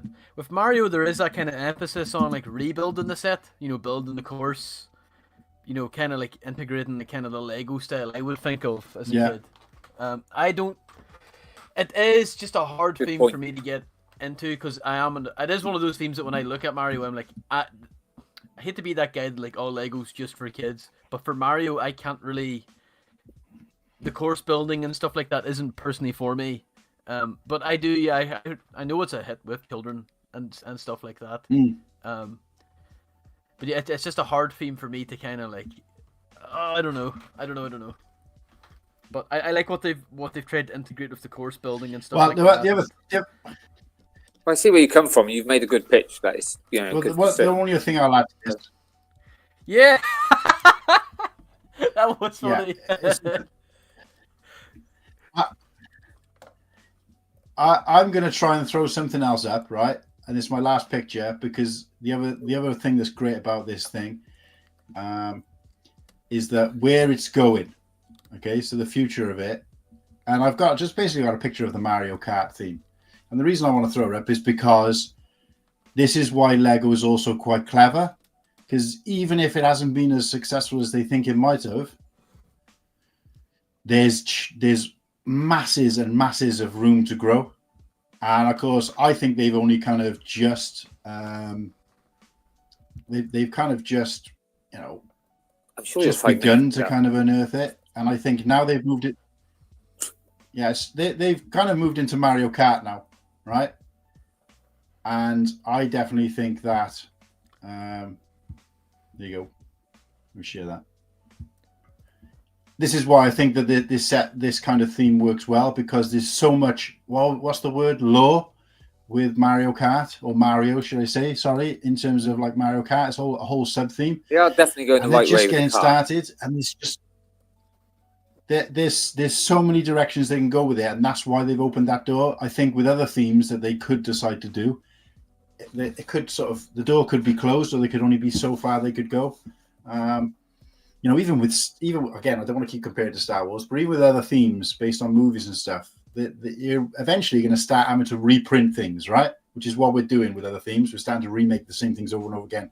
With Mario Kart, I don't think they need to do that for a while. Although it's a relatively new theme, I think there's still plenty of places they can go. I mean, Christ, I've played Mario Kart. There's about 30 or 40 different Mario Kart vehicles you can have. So, just for starters. Can I add something to the Mario Kart? And I'm stealing it from Tyler, because Tyler mentioned it. You know, in some Technic sets, you get the pullback thing. You could put one of those in each of the carts, so you can pull it back and let it go. That would be great. Hey, Lego City had something like that. I'll save that for later. Very recently. Right, You'll okay. get your chance. You'll get your chance. So that's me, guys. Don't score it yet. Remember it. Consider it. I obviously went first, and then hopefully set the tone. You know, stand your ground, guys. And remember, we're not comparing here. We're just trying to open people's eyes to something new, which I think Lego did with this. Well, so that's congratulations, Martin. That was well done. The irony. Yeah, You won't get an argument from me like on mine. Don't worry about that. So that's me. Who else wants to go? Let's get rid of this.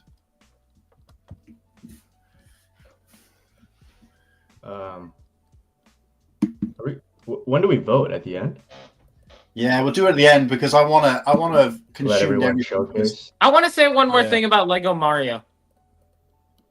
See, I feel like Lego Mario Kart is such missed potential, because think about it with minifigures. Okay, the carts would be smaller, but then you'd have this sick fig in each of them, and you could just buy one individually instead of having to buy these $50 course intro sets or whatever to get the actual Mario and the characters and stuff like that. And you could just, it could be a lot more affordable, but Lego Mario still wants to do this stupid, electric figure or whatever garbage. Yeah, just a tip for you, Saunders. Speed Champs Mario Kart. He couldn't let me. He couldn't let me finish on like just a positive note. He had to kind of like. That's why I gave you a round of applause, mate. I tried to finish it, but Yeah, no, it was a good. And plus, we need to get another 5 themes in before next week. Yeah. I've got to push it along. Sorry, chaps, but I can't wait for Oaktown to go. I am gonna tear it. Yeah, he wasted no time. No. We have to say no. Next, then? That's what we do in our show. Sorry. No, go on, Sergey. We should have one of those spinny wheels to see who's going next. Lego Mario is a bunch of Banfa piss. Okay. I don't mind going next. Go on then. Yeah. Just don't. Oh, it's all right. You can bring the heat to me, but man, you guys winning on Mario. Speed Champs is my theme. I don't really think this is a hard sell. Let me share my screen.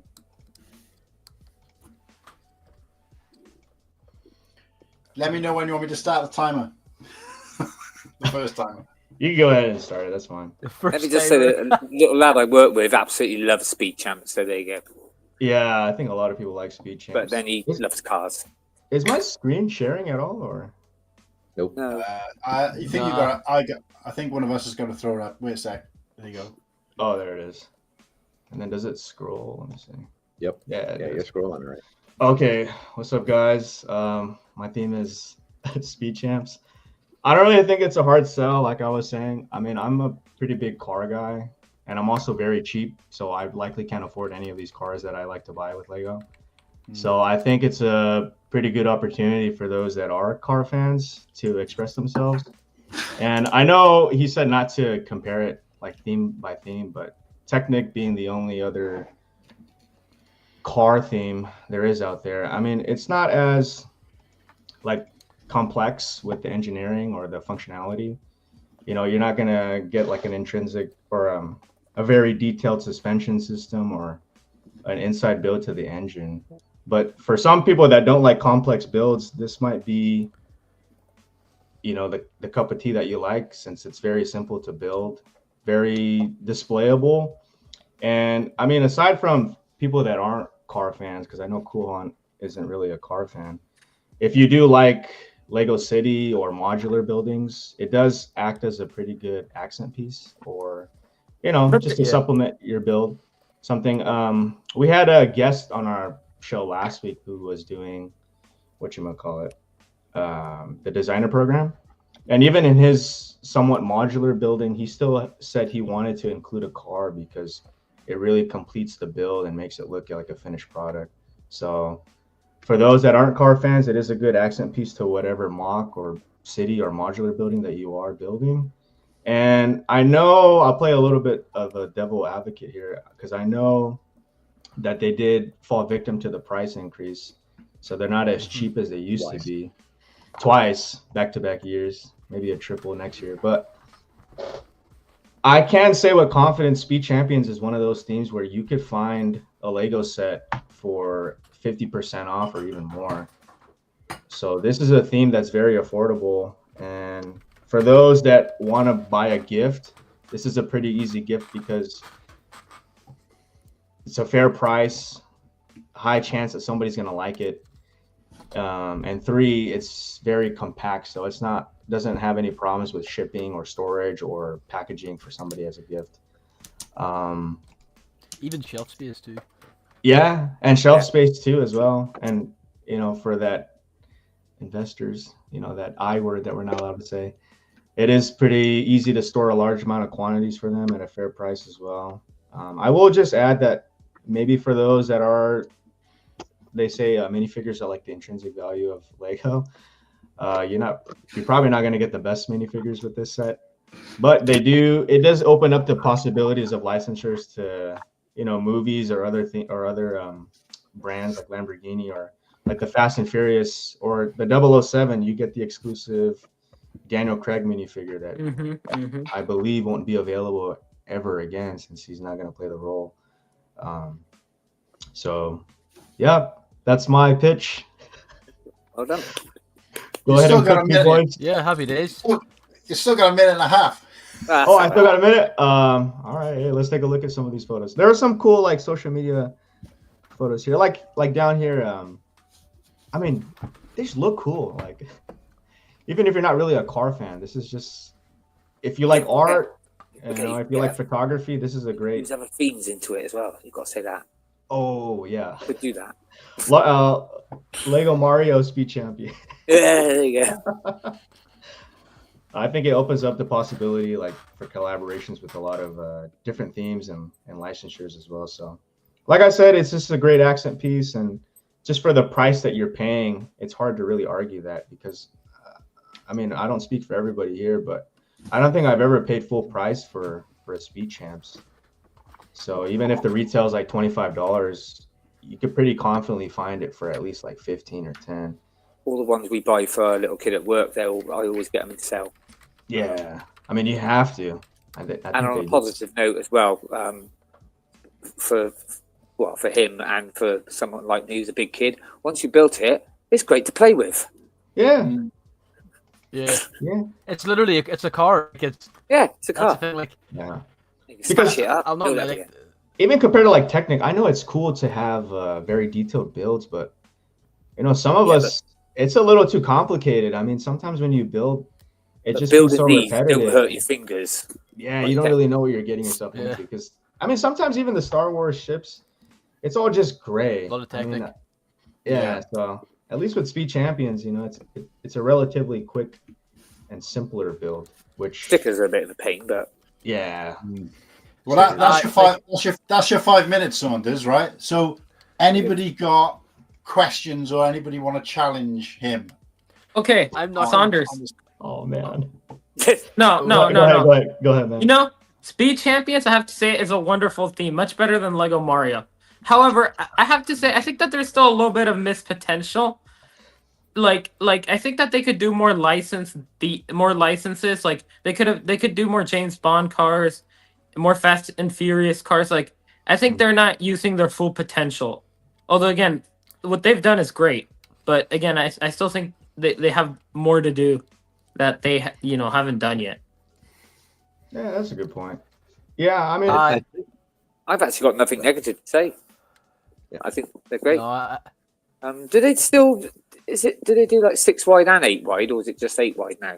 8 wide. 8 wide don't fit that well on city roads though. But you I'm could sure always I'd- modify yeah, it though. that's got 6 You know? wide. well, I like that they're branching out with the F1 cars. I yeah. mean, that's kind of popular. I'm not an F1 fan, so that kind of sucks for me. I was going to say, like, this is the first Speed Champs I got, like, 7 years ago. It's the old F1 car, and I still have it. It's one of my... I've always liked the Formula 1, like, that design. I do miss the old Speed Champions boxes that they used to come in, like the race boxes. Those... The checkered... But like you said, they're also foldable as well. So yeah, those were cool. I would say what I would add to Oaktown, I don't think it's a bad theme at all. I just think that there's definitely an emphasis on... I don't want to call it like luxury cars, but it'd be nice to see them do some civilian cars. Like where's the Honda Civics? Where's the Mazda 3s and Peugeots? Like just the kind of cheaper... the Americans might not know Where this. are our But minivans and what about SUVs? Robin Reliant? But I like that it's like a balance between like you've got like the real world F1 cars, but it's not really it's licensed, but it's not you're not driving around with like an actual the minifigures aren't licensed, but then some of them are, and I kind of like the balance. But no, I have nothing to say. I think it's a great theme, and it's definitely one of even though I might not like Audi cars, I'm like damn, I like the way they look, like Lego form. So a minute ago, Legend Lego said, Back to the Future DeLorean from Speed Champs. Why is that not That's been kind done? that's kind of the true testament to how great Speed Champs is, because anytime you see, any kind of vehicle design, somebody chimes in with, "Oh, I wish the Speed Champs team get their hands on this." Yeah, there are a lot more from other movies that they need to do. Like imagine a Ghostbusters one as well. Yeah, that's what I was gonna say. Ecto Yes, 1, Ultra Mystery Bricks. Machine, Mystery the Machine, Chief yeah. and the All the way. the Wrangler and the Explorer from Jurassic Park. There are a bunch that they could do. Oh yeah. Yeah, that's a good list. I would chime in and say if a positive and a negative, right? So make it balanced. So we'll start with a negative. I think Lego's biggest challenge with this theme is, and I don't want to be sexist, but primarily this is aimed at so Mario is primarily aimed at kids being bought by adults, right? Speed Champions is primarily aimed at boys, right? And even if it's not, most of their sales, let's not beat around the bush, most of their sales and most of the people who are buying these sets will be for males, right? Okay, let's just agree on that, because I think that is realistic, even though we live in a different world today. So that's I think one of the biggest challenges. But in terms of what some of the guys have said, particularly what Oaktown said about where they're going with it, this is absolutely limitless, because how many different cars have there been? How many different fictional cars, real life cars, races, and then in every color you can imagine, of every color of Lego. It's limitless in terms of trying to adjust them to make it maybe look like your own car. If you're an adult, obviously, if you're a kid, you want to rebuild that same build structure. You like that style of car, but I want it in luminous green. I want it in yellow. I want it in sand blue, and do the exact same thing. Those parts are relatively easy, probably, to order, and because they're not unusual shapes. So a plus and a minus, I'd say there, and I think that was a good pitch because I'm not a car fan at all, but I don't know. I do appreciate, certainly the James Bond one. I think they smashed it into the net. Yes, I agree. You know, that's the first one I bought, and that's what took me on the theme. For you. Well done, Martin. I speak to me as well when I do mine, please, Martin. I wonder if Speed Champions had the same effect that Botanicals has had. Like it's always said like, oh, Botanicals has brought normies in, which I don't like using that term, but it's like I think Speed Champs is the same effect almost. Like you can buy like, oh, my dad liked cars, or my brother, even though they don't like Lego, so I'll just buy them. You know, I could buy a die-cast model for £50-60, or I could buy the Lego equivalent on sale for a third of the price. You know, and I do see that. Like, yeah, I do see people buying them, and I do see people rating them pretty high too.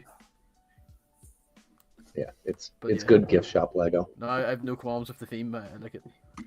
Oh yeah. Yeah, great theme. Well done. You know, can you guys hear me? Oh yeah. Mm-hmm.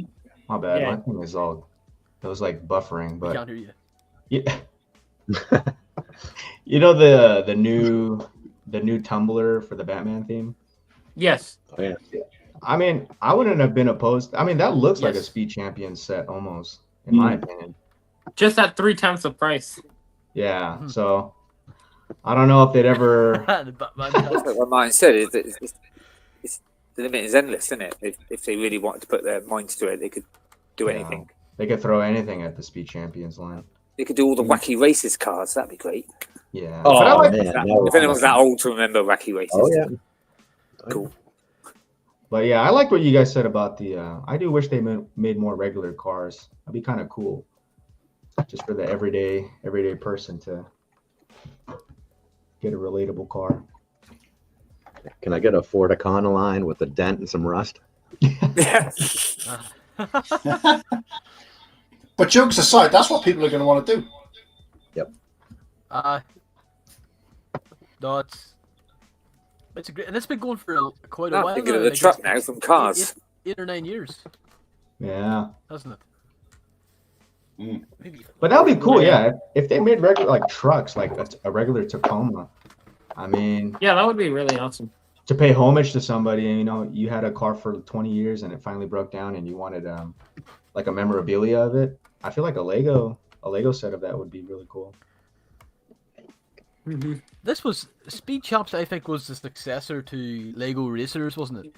That old theme from that mid 2000s era. Yeah. See, that theme was a bit more egregious, and like, oh yeah, here's all Formula 1 cars and high-end racers. But they used to do like micro scale, not micro scale, but like not minifigure scale. It was like smaller and pullback motors and stuff like that too. But yeah, that's my pitch, guys. Well done. Thanks for not cooking me. Yeah. Yeah. Next. Now, Oaktown, you need to just go in and rubbish him now after he's finished his pitch, like you did me. Okay. Well, you know, I'm joking. Why are cars bad for the environment? And No. I like how he had something ready up his sleeve as well. He had one in the chamber still. Oh, I'm dreading mine then. Jesus Christ. Okay. Who wants to go next? I It might go seems like we're next. going round, aren't we? So it'll be slippy. Yeah. Don't make me pick. No, I'll go. Go for it. That means I'm next. Oh dear. I just Your time need starts someone. now. I can't. Mark's gonna set I go. can't. No, I'll let me do it. I just need someone to throw up like an image of Lego City on the Lego website, and then I'll cook. You should be able to do it. Or you should. no, You can still screenshot. I can't. There's no present on the bottom. You should have present still. Oh And then shit! Yeah, dude. Whoops. Yeah, and then they'll have to Right, just move when you. I'll restart your timer. Does anything being shown here at all? No. Give us a sec, because I've still got to throw it up. Oh. Yeah, they got to approve. There you go. Whoa, nice, yummy. Lego, right? Let me do it right. 5, 4, 3, 2, 1. Lego City. This is like one of the oldest Lego themes. Well, technically, it used to be Lego Town, then it used to be World City, and then Lego City. And I think it's the most, after Lego Creator, it is the most vanilla ass theme Lego has. But I think that's one of the best things about it. It's so basic and it's so simple that it appeals to kids and adults. I mean, how many people in the Lego space are building city mocks? Like, I'm not saying like names of big YouTubers, but it's like, oh yeah, a tour of my Lego city, and it's most of the sets that they buy typically tends to be city sets or the odd modular. And I think city, it kind of gets. I said vanilla, but at the same time, it can also branch off into like wacky areas. So it was kind of brought up earlier about like, you know, Mario having the pullback motors. A couple of years ago, like every theme, there's also sub themes as well. And one of my favorite sub themes was stunts, and Lego was all cool with it by having instead of STUNTS, they ended up with Z. But it was like costumed characters and wacky motorbikes. And I think it only lasted like a year. But the whole thing was, you know, they weren't even pullback. They were just those things where you just kind of wind it like that, let it go, it flies. And I remember they were kind of lambasted because it wasn't, you know, your standard Lego city. And then this year they brought out, I don't know if you can full screen me, but I could probably show it. The boxes, pizza versus fire truck, like the kind of the wacky side. I have that. It's I think it's bloody damn cute. But even at that, like Lego, oh, hello. Yeah, like, that's there. But at the same time, if you don't like wackiness, you can just go and buy, you know, a damn police car or ice cream truck and all that stuff. Please take me off now. And but I also like Lego City used to kind of offer they still do like a wide range of sub themes. Like City would have like police, hospital, construction, farm. God, what else is there? Like they even have their kind of own AliExpress version of Speed Champs. Like here, like if you can't afford the Speed Champs McLaren, you could go for the red sports car instead. But what I'm saying is like, I think it's all very, very basic, and it's actually, I think, one of the biggest themes I've ever bought from, like in terms of quantity of sets. I don't buy from it as much as I used to, but that's not because my tastes have changed. It's because Lego's gotten expensive and City has followed suit. But yeah, and they do try to change the mold a bit. They've tried it in the last number of years to introduce this new road system. I don't like it, but people like it. I don't know how well I'm selling this, guys. I'm 3 minutes in. Doing well. No, I think you're doing well, mate. Yeah, So, At the end of the day, City's massive, isn't it? I mean, it's every man and his dog has got a Lego city. So in terms of branching out and stretching out, especially because it's real world based, it is like the most limitless of all of these themes, 100%. Yeah, it's basically based on the real world without it. And another reason why I choose it is you've got like this modular galactic spaceship. Not because of this, but Lego we've been kind of like devoid of like certain themes, particularly like space, and City can kind of fill that void. They've done it before where they have their own sub theme. I would prefer a space theme, but it just shows you that they can kind of branch out to different aspects and facets of the world. And no, I like it. It's been around my whole life. I mean, it's been around longer than probably everyone on this panel. At least some incarnation of Lego. I mean, Lego Town goes back to like, maybe not me. I think here, Martin. I think it goes back to the 1880s. Maybe no. Oh, okay then. No. Not quite that old. Wooden cars. But it was Legoland. It was Legoland when I was a kid. Yeah, it would But have I been Legoland Town and stuff like that. Like I even have a couple of old sets as well, like this set from the 90s, you know. And like even though the styles and all have changed with Lego, Give me a sec. I still feel like there's like, oh yeah, the set here. System, That's yeah. actually came out the year I was born.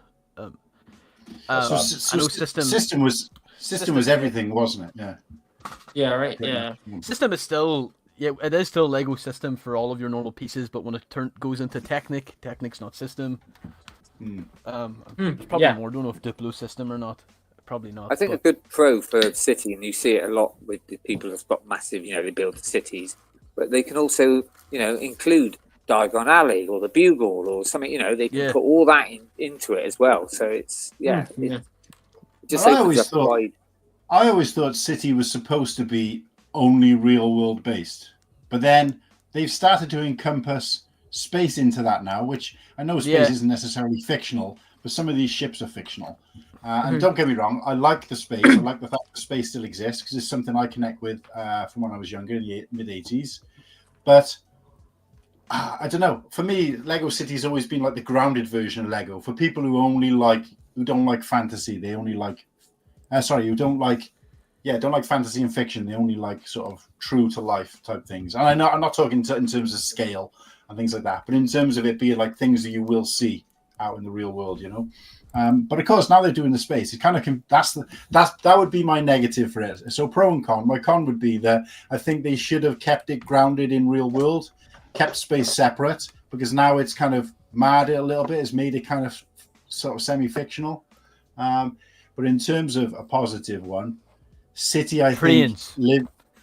City lives in everybody's heart. I love this comment from Nimble Saucepan. I'm an armchair fan of Lego City. Really admire some people's cities. Love the creativity aspect, just how much space or money it would take. So again, I feel like armchair or kind of a fallback theme for everybody. It's great. You can have like your little house as well, and then next to it you can have like a roller coaster, can't you, or something like that, or zoo. I mean, they do enough. Like, there's so much of a sub theme. I know the biggest issue with Lego City, and it's been like this for years, is the overabundance of police sets.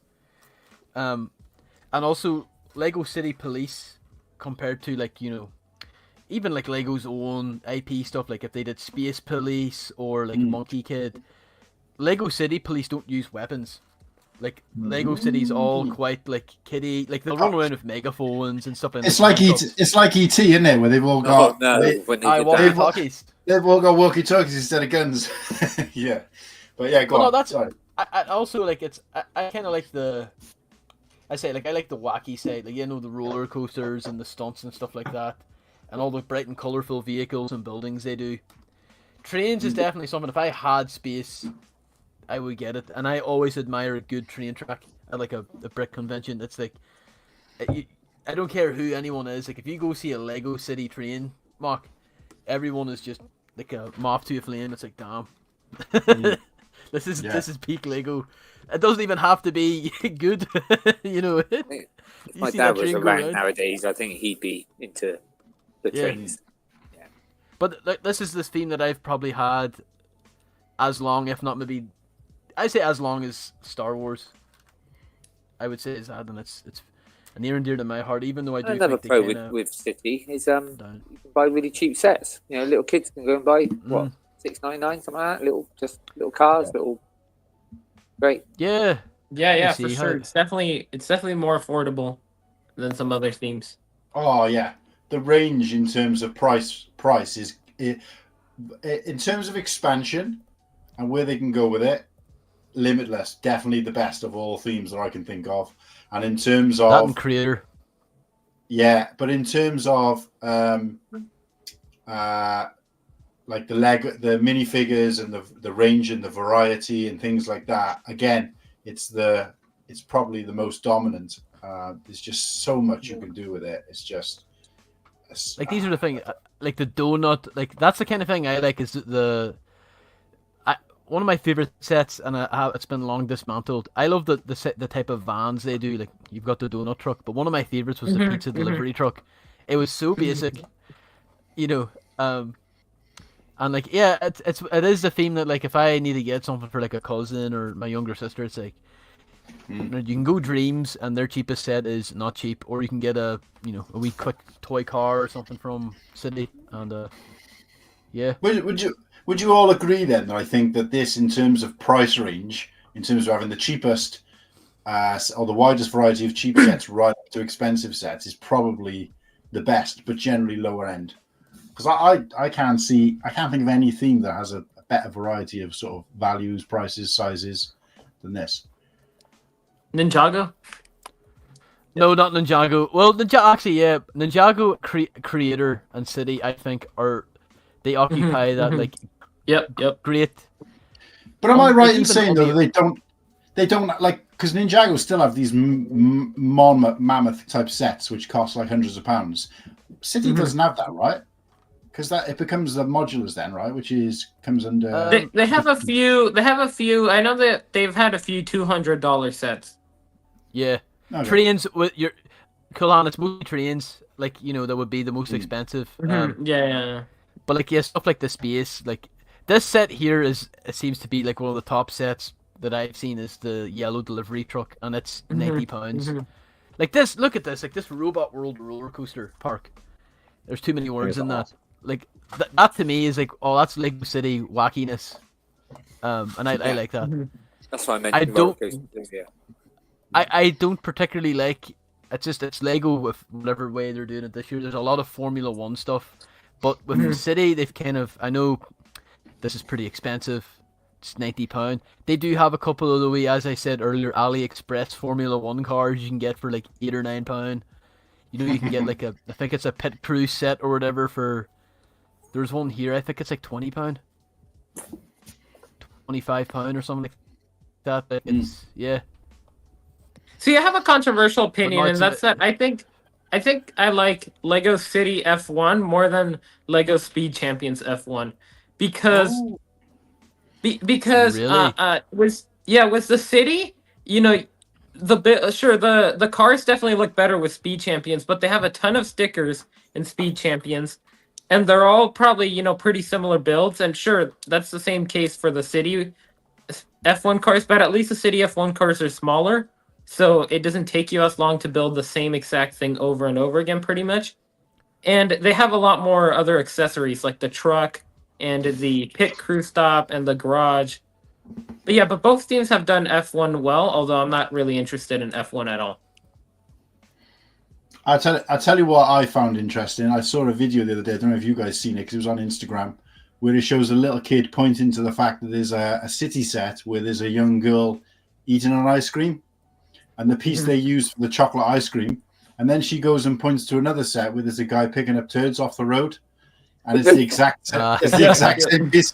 So the little kid's like, wait a sec, what? And whoever picked up that and used that as content has found a gold mine. But it's just like, yeah, that's the kind of thing. Consistency.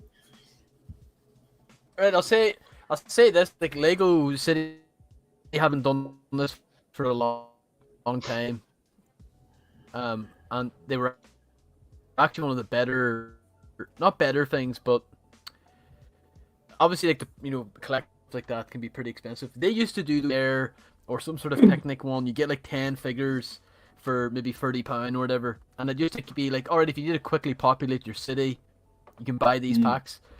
They haven't done them in many years, but I don't know, like potential there from the team, but yeah.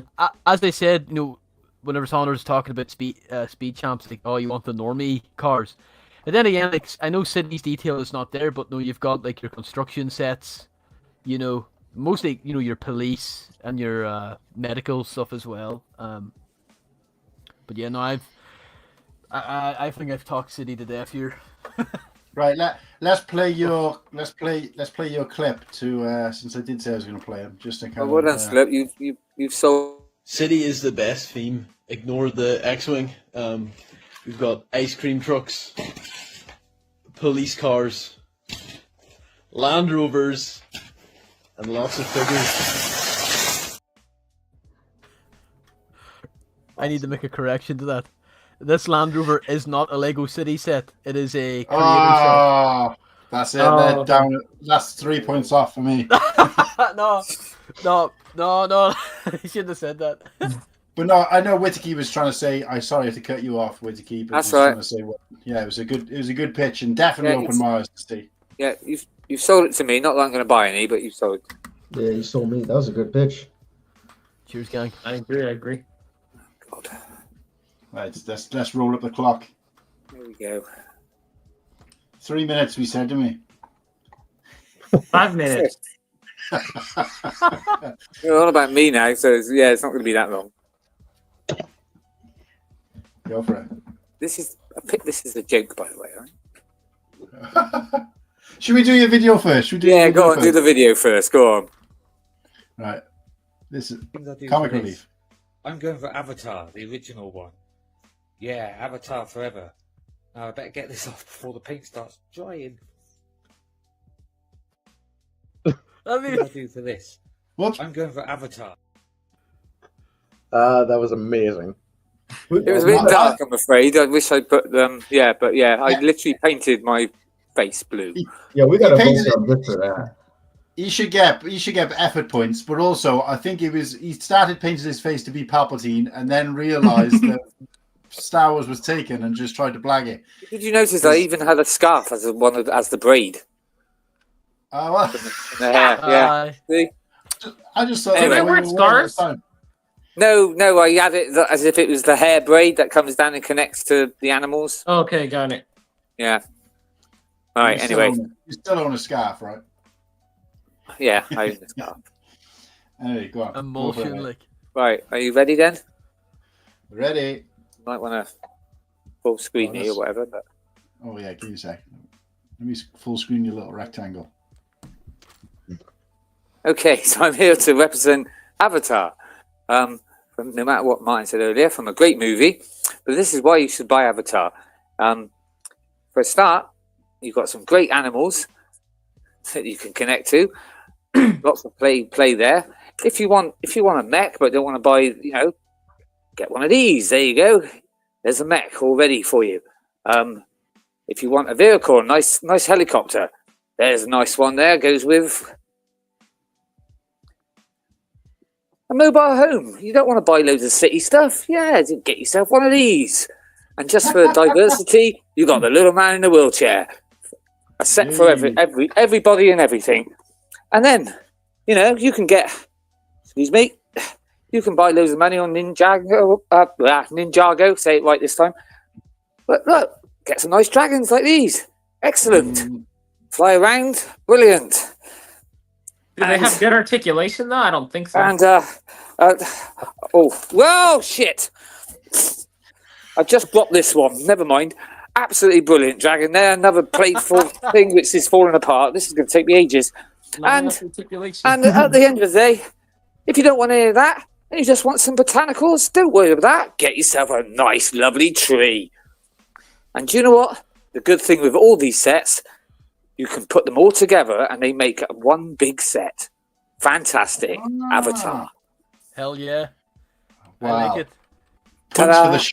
Points for the shortest. I can't believe that's going to take me ages to rebuild. I just smashed basically that up.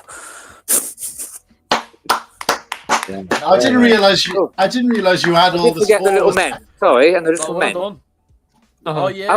And of course, the most important thing is the long legs.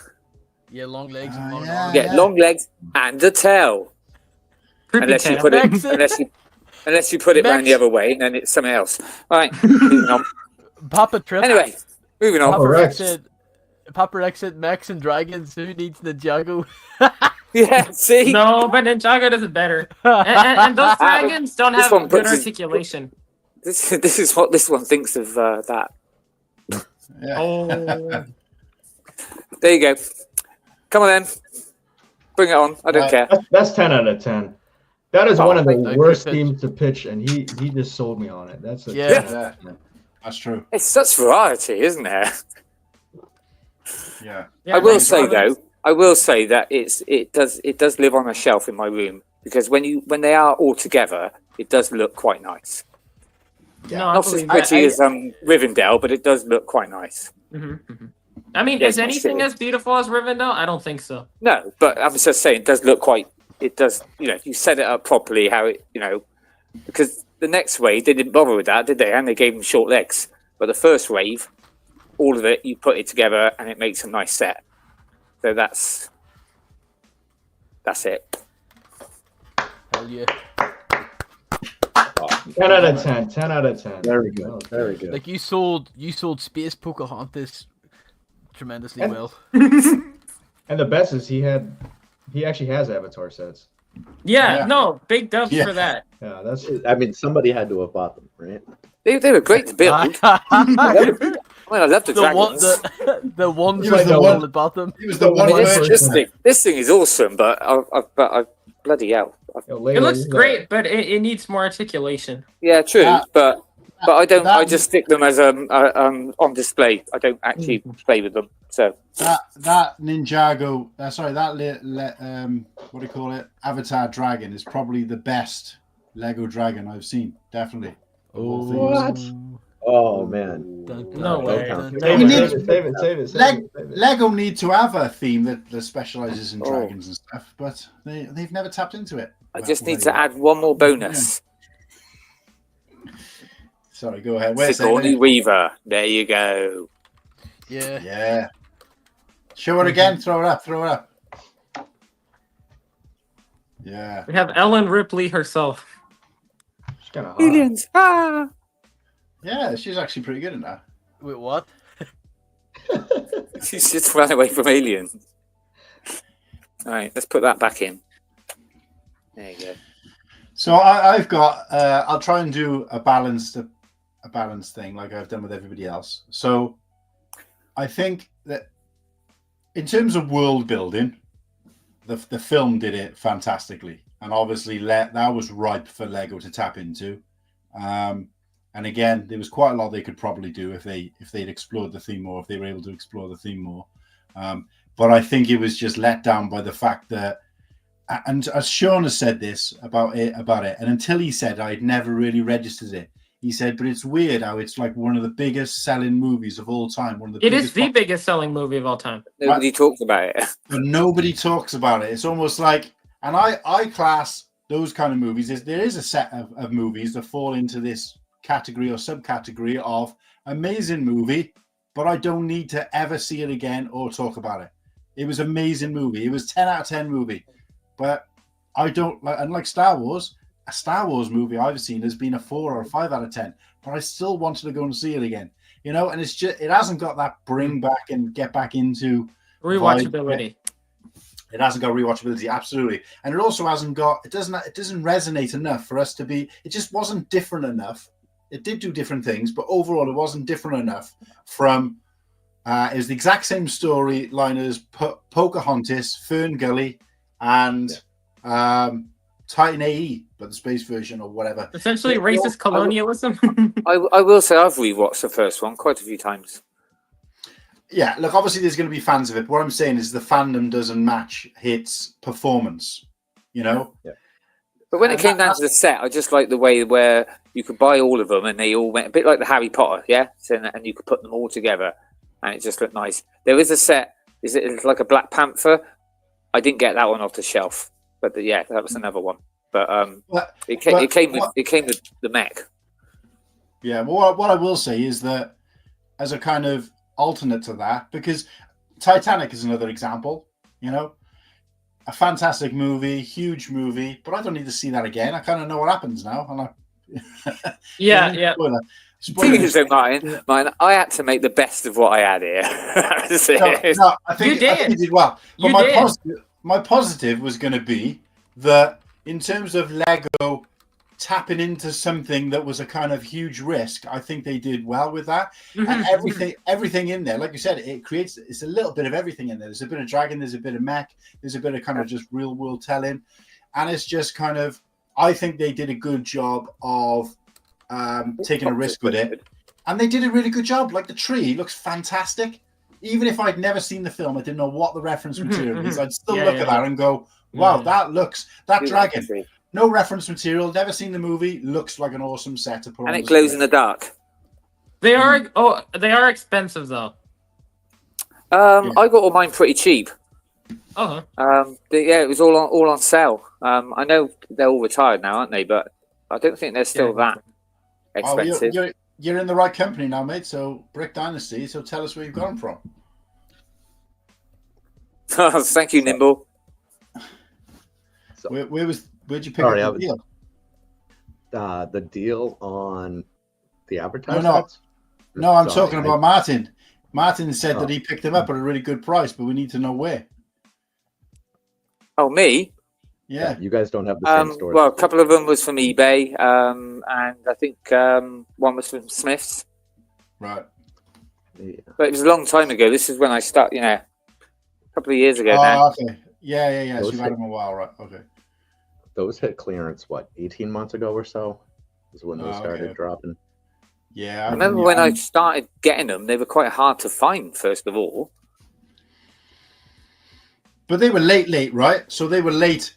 Even 18 months ago, they were very late. They were like 12 years late in terms of when, because obviously they did it to coincide with the first movie, but the sets were based on, to coincide with the second movie, but they were based on the first movie. Is that right? Yeah. Is that what the plan was? Or, yeah, they released them like a few months before the second movie, and then they released sets for the second movie like a week after the second movie came out.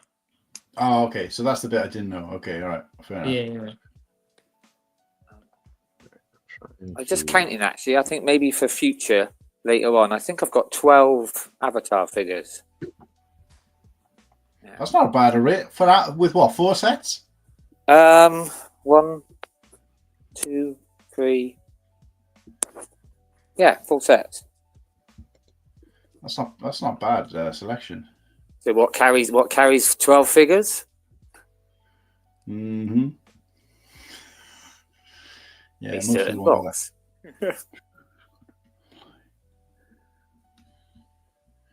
So Oaktown. Since we're going in circles. No, let's end with me. No. You can roll in last minute. Yeah, you're next. You're next. So your 1 minute starts. I get 5 minutes. I'm joking. Go for it, mate. You got 5 minutes. Well, I didn't actually get anything bad against mine. That's all right. Yeah, no, yeah. But okay. But Ninjago is a wonderful theme. I mean, you have a ton of cheap sets. Let's I can pull some out right here. You have this mech here. This thing right here with 3 other minifigures. So 4 minifigures and a mech for $10, okay? This is insane value. And it's a great little mech. It's a ton of fun to pose around with. It has waist articulation, a ton of articulation. It even has a weapon. We also have this one, for example. This is like $16 with 3 minifigures. And, this is an awesome dragon. Again, posability is awesome. It just looks awesome. Just what a great value. I mean, hear me out. Again, another $10 set. Excellent value here. 1 fig. A great plain build. And the list goes on and on. But let's take a look at some of those bigger sets, shall we? Okay, you want beautiful sets? We have this here. Let's see if I can pull this up. This. Okay, this here is absolutely beautiful. Mm-hmm. Yep. Yeah, sure. It's $120, but I got it for $60 at Costco. So you can find some deals on this. And you want more heaters over here? Look at these beautiful ships here. Absolutely beautiful boats. Beautiful huge submarine. Beautiful huge boat over here. It's a flying boat. It even comes with a dragon. And I mean, look at these 6 figs here. They always have leg printing and a bunch of cool new molds. Cool chariot, just really cool figs all around. And we haven't even talked about the mechs. I don't know if you guys can see it. Look at these absolutely beautiful mechs. And a lot of great playability for a relatively affordable price, especially in this day and age of Lego. This one can transform into. Let's see if I can do it right here. Let's see. This one can transform from a mech to a car, but sorry, to like a motorcycle. Just look at this. Look at this beauty here. And look at the colors. All of these are super duper colorful. You don't get this with many other Lego themes, okay? Look at all of this beautiful color here. And articulation as well. Just admire it. The figs, the articulation, the color, the value. The TV show also extremely original, Monkey Kid, it's a sequel to Chinese mythology. This is absolutely original. Great lore, great story, great sets, Look at this wolf. This is $20 with like 3 figs. Absolute heater here. Look at this bushy tail. Look at this flag. Just absolutely sick figs here. Oh man. I thought Bush was outlawed like 30 years ago. You thought what? Never mind. That wasn't out loud.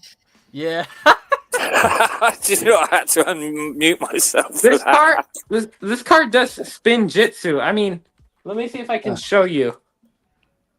It can and spin jitsu is it's an Ninjago art where they spin around in they create like a tornado, and they're able to defeat their enemies like that. But this car, I've just pulled down this lever, and you can just look, it can just spin, absolutely spin.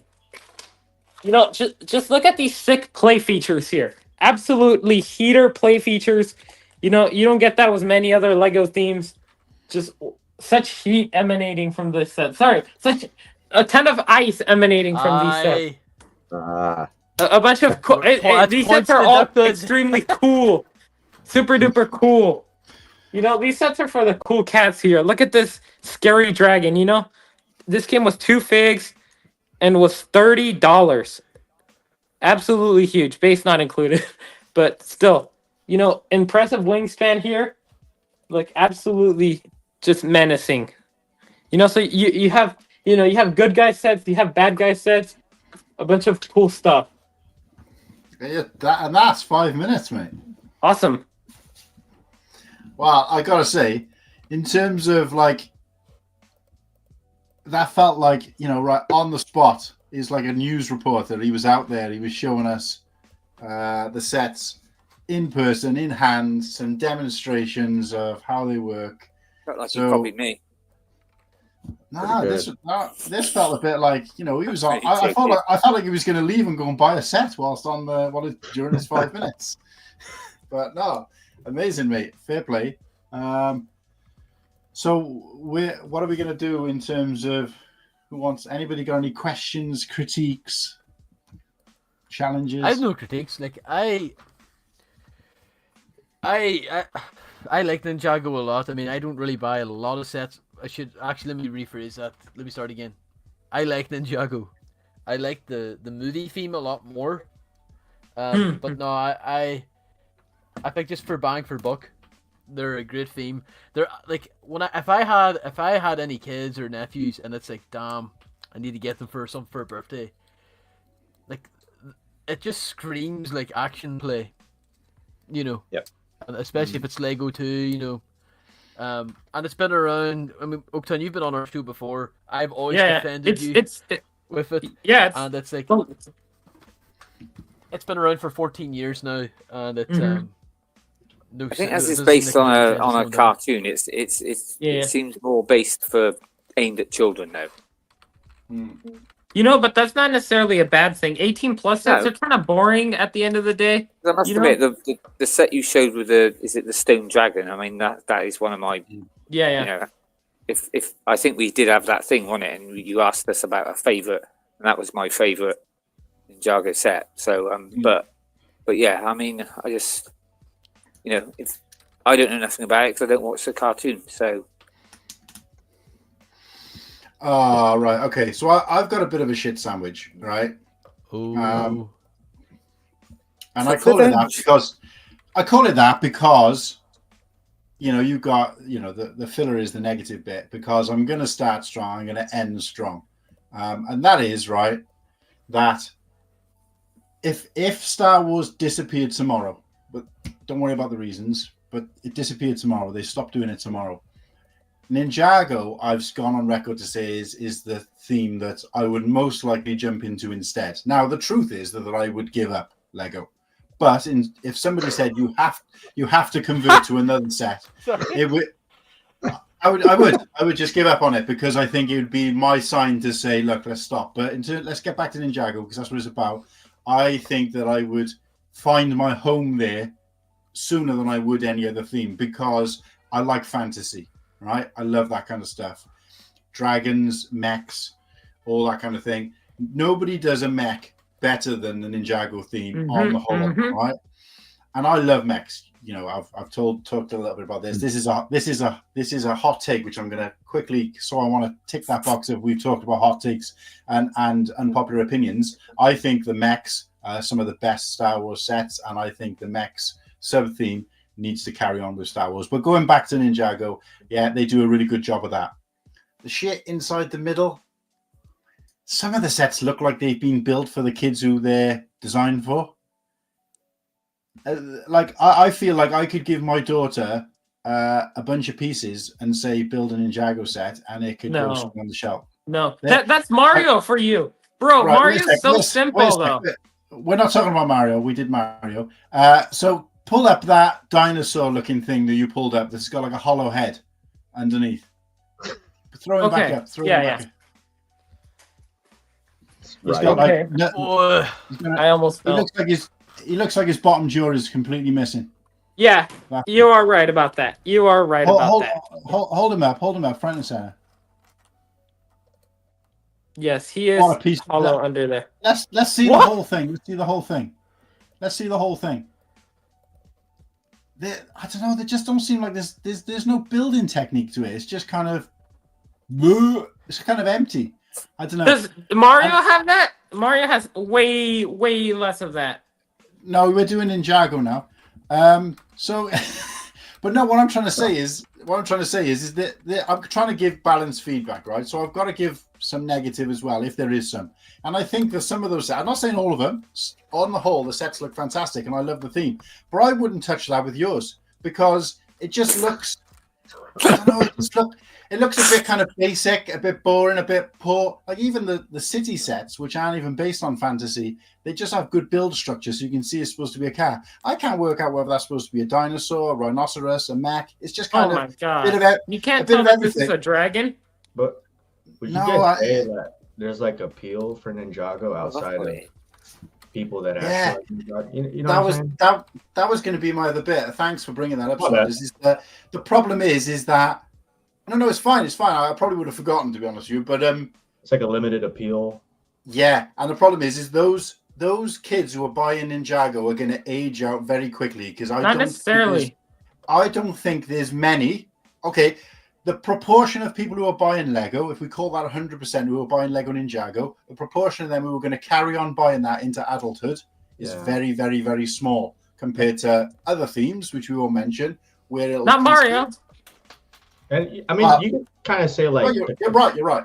The compatibility of Ninjago too, like it's such a unique and stylish look that it's not gonna fit in with other themes like modular buildings or a mock that you have or like a city. Look at the Ninjago city sets though. Yeah. So this is the bit. This is the bit I want to finish on, because I do want to finish positive, because I think overall it is a strong theme. They've got the cartoon to back it up. They've got consistency with their figures. They've been going for quite a long time. Their Lego, the price for what you get. Like I've seen some of those mechs, and I'm like, Jesus, the box is like twice the size of a Star Wars set, and it's half the price. And looking at what's inside there, there's kind of if you're like a bit of a mutley and you like thousands of the same fig, and you want to build an army, you can do army building within there. Oh yeah, there's a ton of army building potential.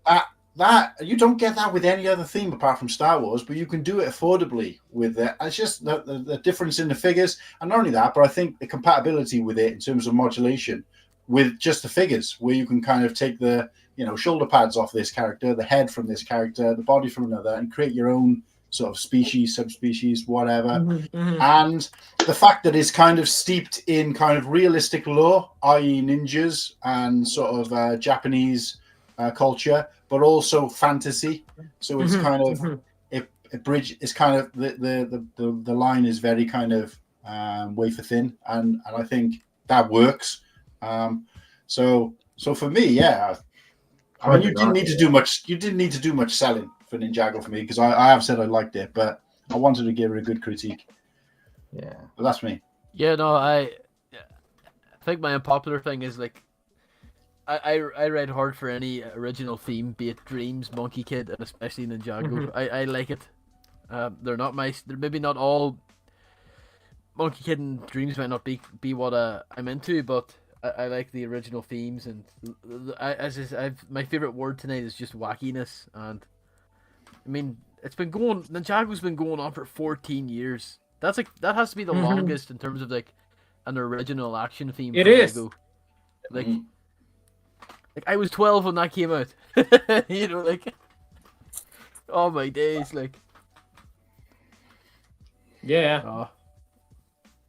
I'm going to struggle to give these points out, guys. I've got to say, I really am.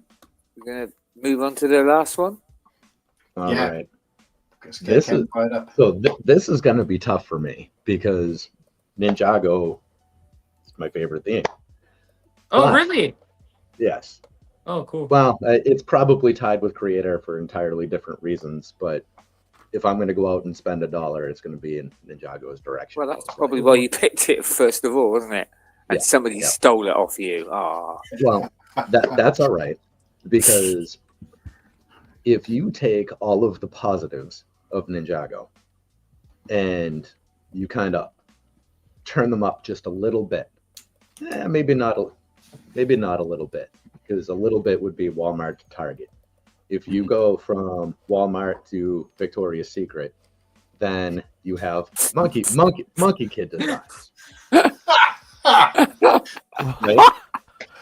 If you Monkey Kid has all of the things that when you look at Ninjago, you're like, this is great. I wish the prints were a little bit better. This is great, but I wish it had just a little bit more detail and went from a little less kiddie to a little more, I got to show, adults this as well. If you look at, hold on, I can share here. I've just made a note of that time. I've just made a note of that timestamp. I'm clipping that. Just say. All right, let me remember where I am here. This is where I go. All right, I'm going to. Nope, I'm not going to invite anybody. I'm going to present. That's the one. Monkey Kid. So we will share. All right. Ignore the racket and let's get that out of here. I hate that they won't let you blow this up enough. But this.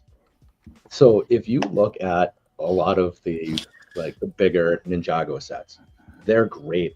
They're a lot of fun. Which checks a lot of boxes, and it's some of the reasons I like them. But they're not just awesome display pieces that you could also put on a shelf and just have them look awesome, right? This is class. They are. This is the lady in the room instead of the neighbor that you called over, right? Much better. And they have a lot of these. Every season they put one out. They don't Ninjago have. too. So I'm going to mute it. Comments at the end. Ninjago doesn't have this little bit of class that Monkey Kid has with these designs. It does. Look at that Dragonstone shrine that I showed you. I'm muting it. I'm muting him. Yeah. I mean, that's a one-off though. So we can actually go. Let's see. I'll stay on here. Let's move over to that, and we'll go back and forth. Monkey Kid. I was just going to say scroll across that picture because I was interested to see more of that. But, well, so all right. So you go over here. the two best that are available right now in lower price points. All right, so this is Ninjago. This is a great set, little hollow in the middle, but it's a play set. It's fun. You can do things with it. It has a zip line. Yeah, I mean, and I have nothing against this set, but it's a play set, and I don't think it's any more than a play set. And then the next best one, you're up here, Tournament Temple City. This is $250. Another great set. The colorways are awesome. But this you want to play with. With the Monkey Kid sets, they move beyond that. You're telling me that the Tournament Temple City isn't beautiful? Save your critiques for the end. Yeah, I mean, I think that's something you want to play with. Like this is a gorgeous set that looks so good. But if you are somebody who is inclined to play with it, you also have the option of spinning it around. You get 6 floors that you can have some activity in. And they have a lot of other options. But every year they give us a gorgeous Monkey Kid set. But they also cover all of the bases that Ninjago does as well. I'm not going to say that they're quite at the value. You always get a lot more minifigures with Ninjago. But if can I switch tabs here? How does this work? Share this tab instead. All right. We'll go over to Brickset because this works out better. Look at these prints. That is fantastic. It's so good. And when the prints matter, they give them to you. And anytime there needs to be a good print, they take care of it. You don't see them skimp. Like what the hell? The hell is that pig thing? That's where him. That's Pigsy. Yeah. He's great. His belly's hanging out. Oh yeah. But you see what I mean? I mean, they don't skimp on these things. The That's awesome. That's actually Pigsy from the actual Monkey Show. Yeah. Yep. Yeah. And he's got my beard. Oh yeah. He's got your beard. You know, he's got great sneakers. All of the prints are so good. Yeah. The awesome hair. All right. So I think that was the alarm. I'll stop sharing here. Yeah. Oh, I don't know. Okay. It's good so for the yeah. Come on. This is what I love Oaktown, right? He brings a ray of sunshine to our streams, but he also keeps the blood pumping because he's always ready to go in. He's the consummate hitter. Yeah. He's the most positive and the most negative person in one, which I love, which is great. Ken has put blood, sweat, and tears into this. And I don't think he said anything negative about mine, though, so that was good. Oaktown's going to crack his knuckles big. Here's why it's shit. Everyone's done great. Yeah, Ken, you did great. But I have to say, like, look at the Tournament Temple City versus the Celestial Pagoda. The Celestial Pagoda is just kind of this tall tower with not that much, I don't know, substance and angling. And the Tournament Temple City, like, it's deep, you know? There's more depth to it. There's more unique aspects of it. There's a little blacksmith shop. There's a little underground section. There are several other little buildings. There's like a little wharf. And then there's also, you know, the 2 main floors. Hold on. Seeing that, Oaktown, yeah. My positive outlook is the figures. They do seem to read really well. Yeah. Sort So of Tournament Temple City is also $100 more. Fantastic. Yeah. But the other thing I will say, and I know I'm going to get some bad feedback from this, but no offense, but if you showed me ones I didn't know, obviously, in a Ninjago set and a Monkey set and said which is which, I wouldn't have a bloody clue. They all look the same to me. See, I don't know, because Monkey Kid has, I think, a very unique visual style with the colors. There's a lot of reds and yellows, whereas Ninjago seems to be a little bit more diverse. I'm not just saying that kind of exclusively for Monkey Kid. My only issue with Monkey Kid is I wish there were more cheaper sets. Like affordable. There seems to be, even if like the you know last year's we have started off around that £25. It's like, where's those £10 to £20 range sets at? I know I do think I don't know if they still do, but they used to do like poly bags and stuff and like little packs. I think they still do have a couple that they put out. It's not a lot though. But Also, again, you can't buy Monkey Kid in stores really, unless you're in China. Yeah. Well, that's the thing. Like, Yeah, I they do believe seem this to be theme hard does. to- I think this theme does really well out there. Like, Mhm. it seems to be like like I hear some people say like, "Oh, Monkey Kid doesn't sell well," and it's like, well, there's a reason why it's going on 5 years now. It's selling tremendously well.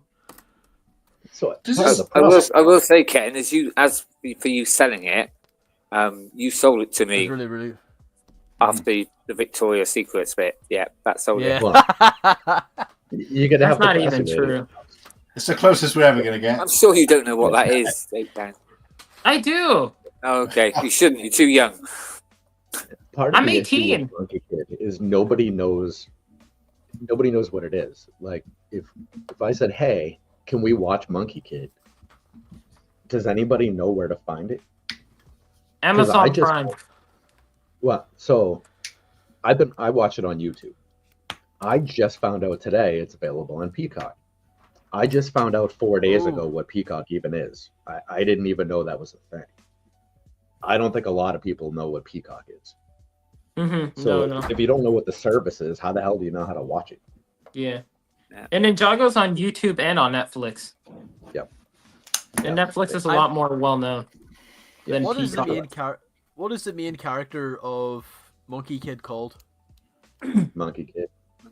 He's just MK. Monkey Kid. Yeah. Well, I'm Yeah, they biased call him because MK. I absolutely, because I tried to do a bit of stop motion and I love the amount of faces there is, and I have bought so many faces of him: angry, sad, happy, and it's like, oh, this is a gold mine. This theme for expressions and stuff. Yeah. So, without Yeah, sounding a bit naive or whatever, so is it actually based on Monkey? You know, as in like, so you got Monkey, Sandy, Pigsy, all that from the TV show. Yep. Ah, cool. With what TV show? I don't know anything about it. And to be honest with you, I know more Oh. now, but I'm still a little bit uneducated. Well, there's been a newer one, but there was an older TV show, which was I loved watching when I was a kid. So that shows how old it was. Was it Journey to the West? Journey to the East, whatever was there. It was yeah, because it was obviously I didn't realise as I was younger, but it's obviously dubbed. But yes, the really old one where he goes and does a cloud and all that lot. Brilliant. Oh, so like Monkey Magic. That thing Yes, is, that's it. That's it. Where the guy goes like that, and like a giant hammer comes out. and Yes. it's like- Yes. I didn't realise that was the same thing. No, that's gone up in my Jesus. estimate. Right, okay, so that's new to me. Well, here's my critique, right? Shit sandwich. I gotta say that those sets, and I don't know anything about them because I'm pretty sure they don't sell. Do they sell them in the UK? I've never seen them. Yeah, you can. I think it's like Amazon and maybe Lego.com. Yeah, Lego.com, yeah. I don't think I've even seen them in the Lego store.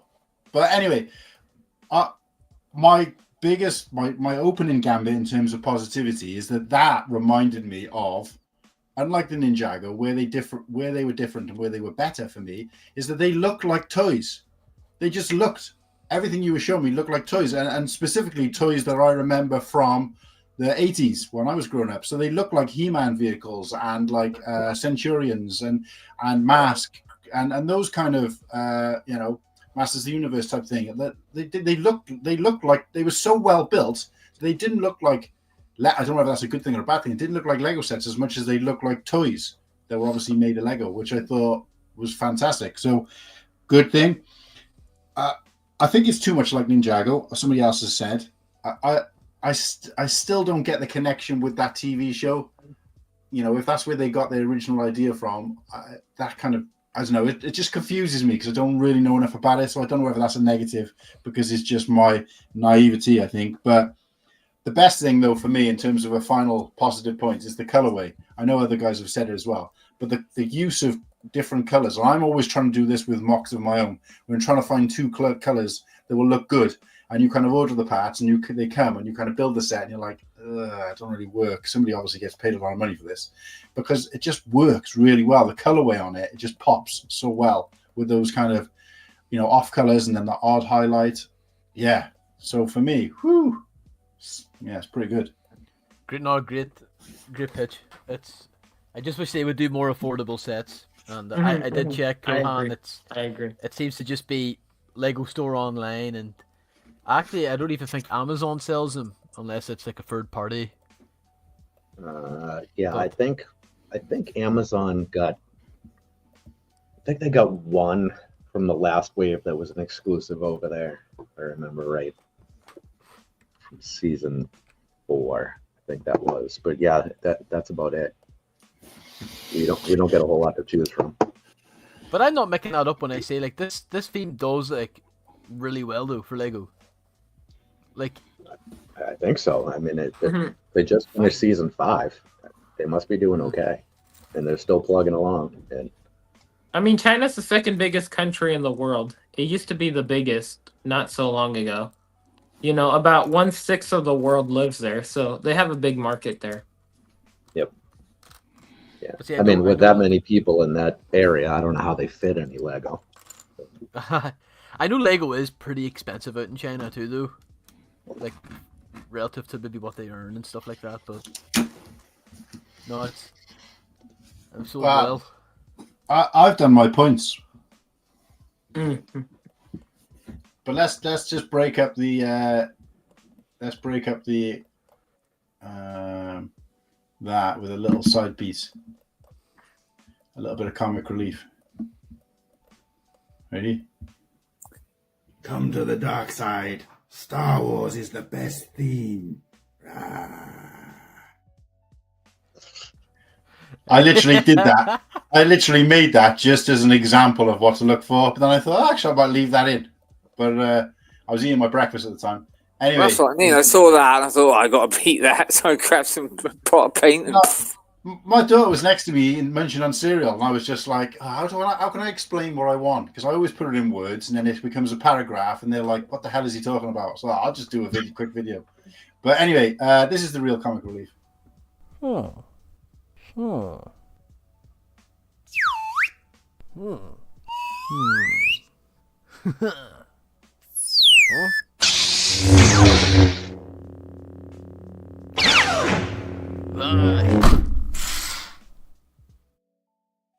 That's so good. That's actually pretty Cheers, good. gang. Original content. Slurpee made that That one? is magic. Mm-hmm. But Yeah, How long did I that knew one that. take? that had to be maybe just around 5 hours animating it, and maybe an extra 3 or 4 editing. Because I hadn't done lightsaber effects in forever, and I'm using old equipment too. But yeah, I've been trying to get back into stop motion again. There was a big thing on our stream about a month ago about me doing the Lego animation contest. I placed 4th in it. Yeah. So it was good. It was good times, and it's motivating to just keep doing this. And it's just time's the biggest thing. But yeah, it's become our thing in the chat too to be like, I have a real hatred. It's obviously played up against this like little Lego character. So I just ask the chat, how do you want me to kill him? or whatnot. I still need to get February's finished. Maybe even started, but yeah, no, it's going good. That's cool. I definitely picked the right people for my team, I tell you. Because we got such an array of abilities. It does make it a great show. Fair play. But look, so we'll address the chat, guys, in the chat. If you have been listening, if you're still out there, let us know your scoring. Obviously, you're not going to be able to put why, but let us know your scoring. 5 points for the one who you think. And again, this isn't.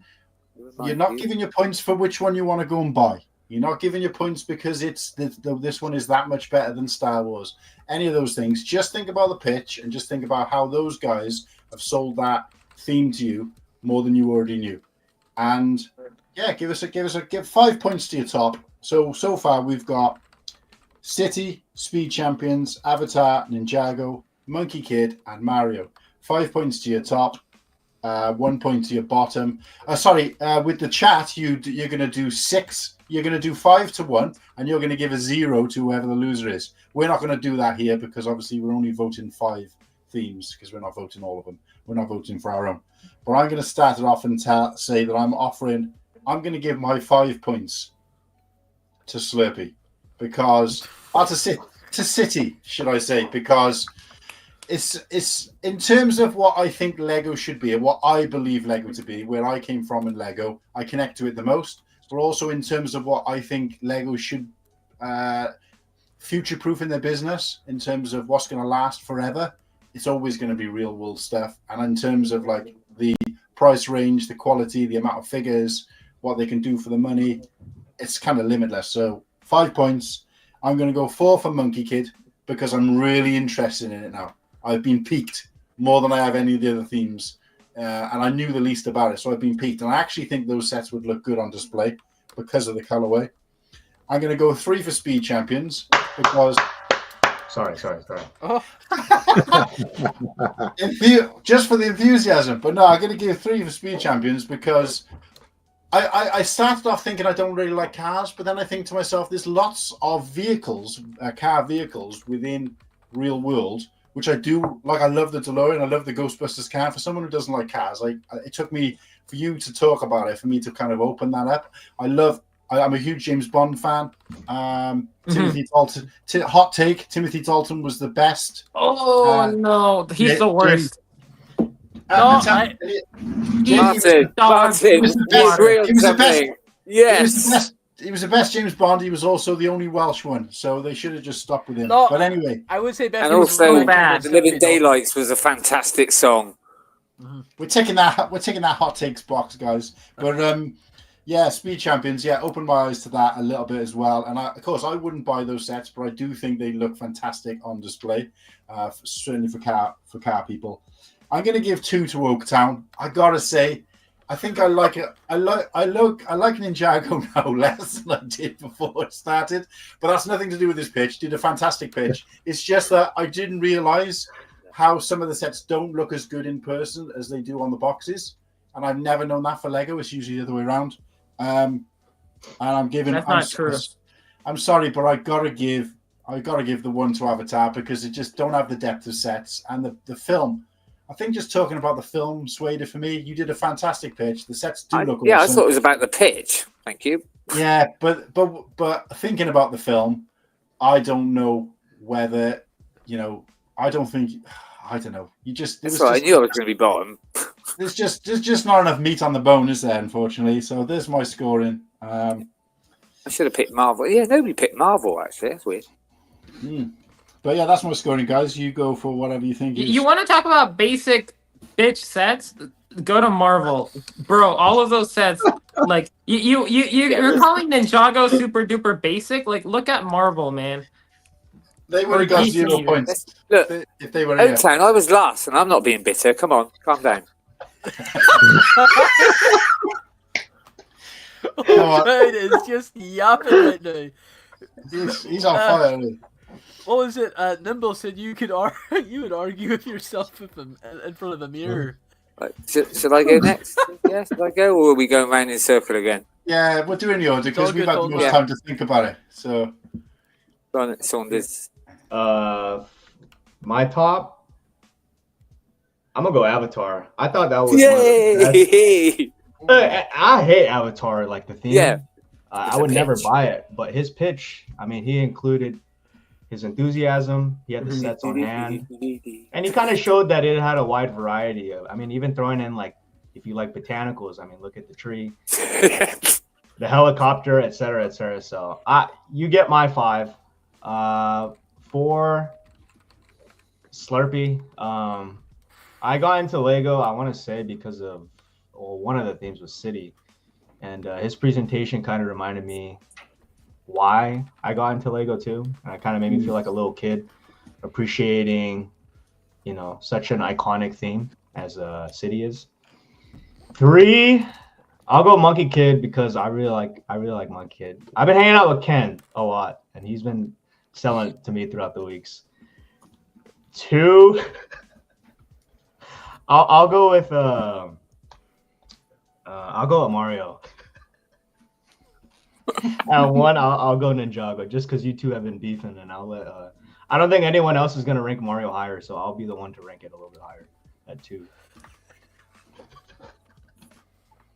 Thanks, mate. I appreciate that. Pity points. Hey, it was a good pitch to switch themes. No, it was a good pitch. Everyone made a great pitch. To switch last minute and not really be too well versed in Mario. Yeah. Bravo. You could sell us a toothbrush for all we know. Yeah. I do Well, he feel is like a salesperson, between the so he sets has and the that pitch, isn't it? That's unfair the thing. advantage. Yeah, I thought it was the pitch, but I think you guys all did well. It was hard to vote. But Whittaky did the best. Avatar was like... Yeah, that was very good. That was a really good pitch. Straight and to the point, like a good business meeting. Just all right. Come on, Slurpee, give us that rundown. Right. For 5 points, it's Speed Champ. I thought the presentation was just on point. Yeah. And also because everyone for some reason just got amped up for it as well. Everyone was chiming in. Like I think Saunders, like halfway through, was like everyone was pitching for him. In a positive I was way. like, And I was like, yeah. 4 is Monkey Kid. Because again, I thought it was a tremendous the Victoria's Secret lane kind of. I was like, I can't put this to number 1, but I'm gonna put it at 4. Number 3, I put down. I'm kind of deliberating, but number 3 is Avatar. I think I'm the same. I hate that film so much. But it wasn't about the film; it's about the sets. I know, and I hate the sets even more. Oh, right. But I love the pitch. How can you hate the little horsey? He's got 4 legs. No, he hasn't. He's got 6 legs. Sorry. Should hope so, eh? Yeah, 6 legs. No, the Avatar sets are some of the ugliest. Everybody's happy. I've ever seen in my life. But Whittaky's performance and also video was so funny. Yeah. And I was like, B for effort. And no, I feel like you could have sold me on Mario. You know, that's what I mean. Fit Lego guy. Does that mean I'm a 0? How dare you, Josh? Oh yeah, Christ, yeah. Take him off. Number 2's Ninjago. I appreciate Oaktown showing the sets as well. I'm also a bit of a stand for Ninjago, but mostly the movie theme. And number 1 is Mario.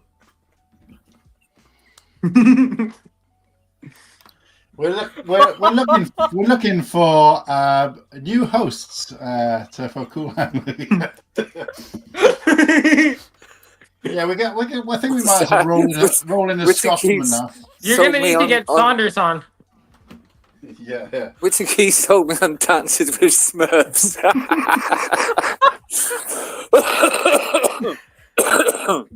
Jesus wept. Okay, so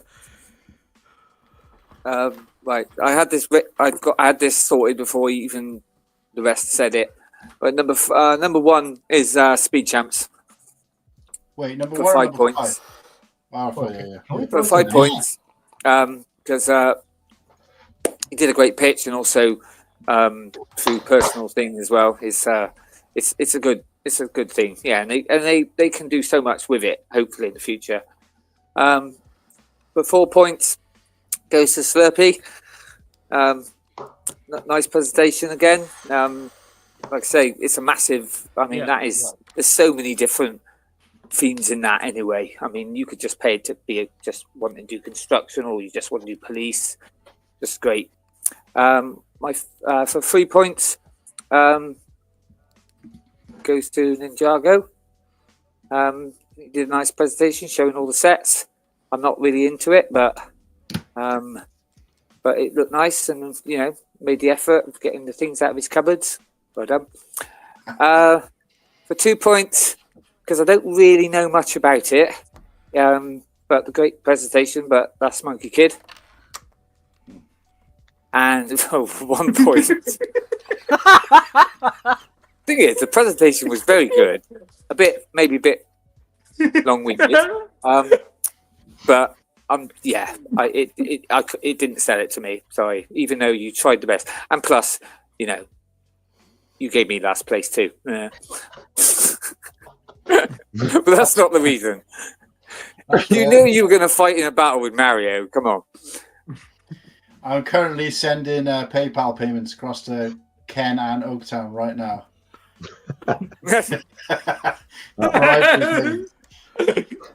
And really, how much, man? You know, I thought I was losing battle, but when you said you're going to do Mario, I was like, yes. It's comic relief if nothing. It is. It's all a joke. It's all a joke. I applaud you for trying though. That's really yeah. It's tongue in cheek for me as well, because I don't buy the sets for me, and I would never buy them if it wasn't for buying them for my daughter, and I don't buy them now. Still got another 2 votes. You know, never know. Hey, no prep time. I thought that was pretty good.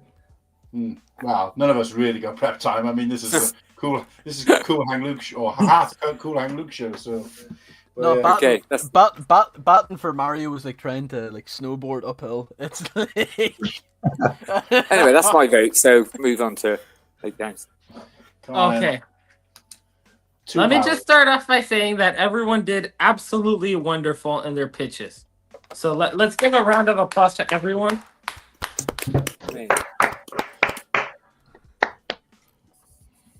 So in first place, my 5 points. Should we go from worst to first, or from first to worst like everyone else? Should I continue the first to worst?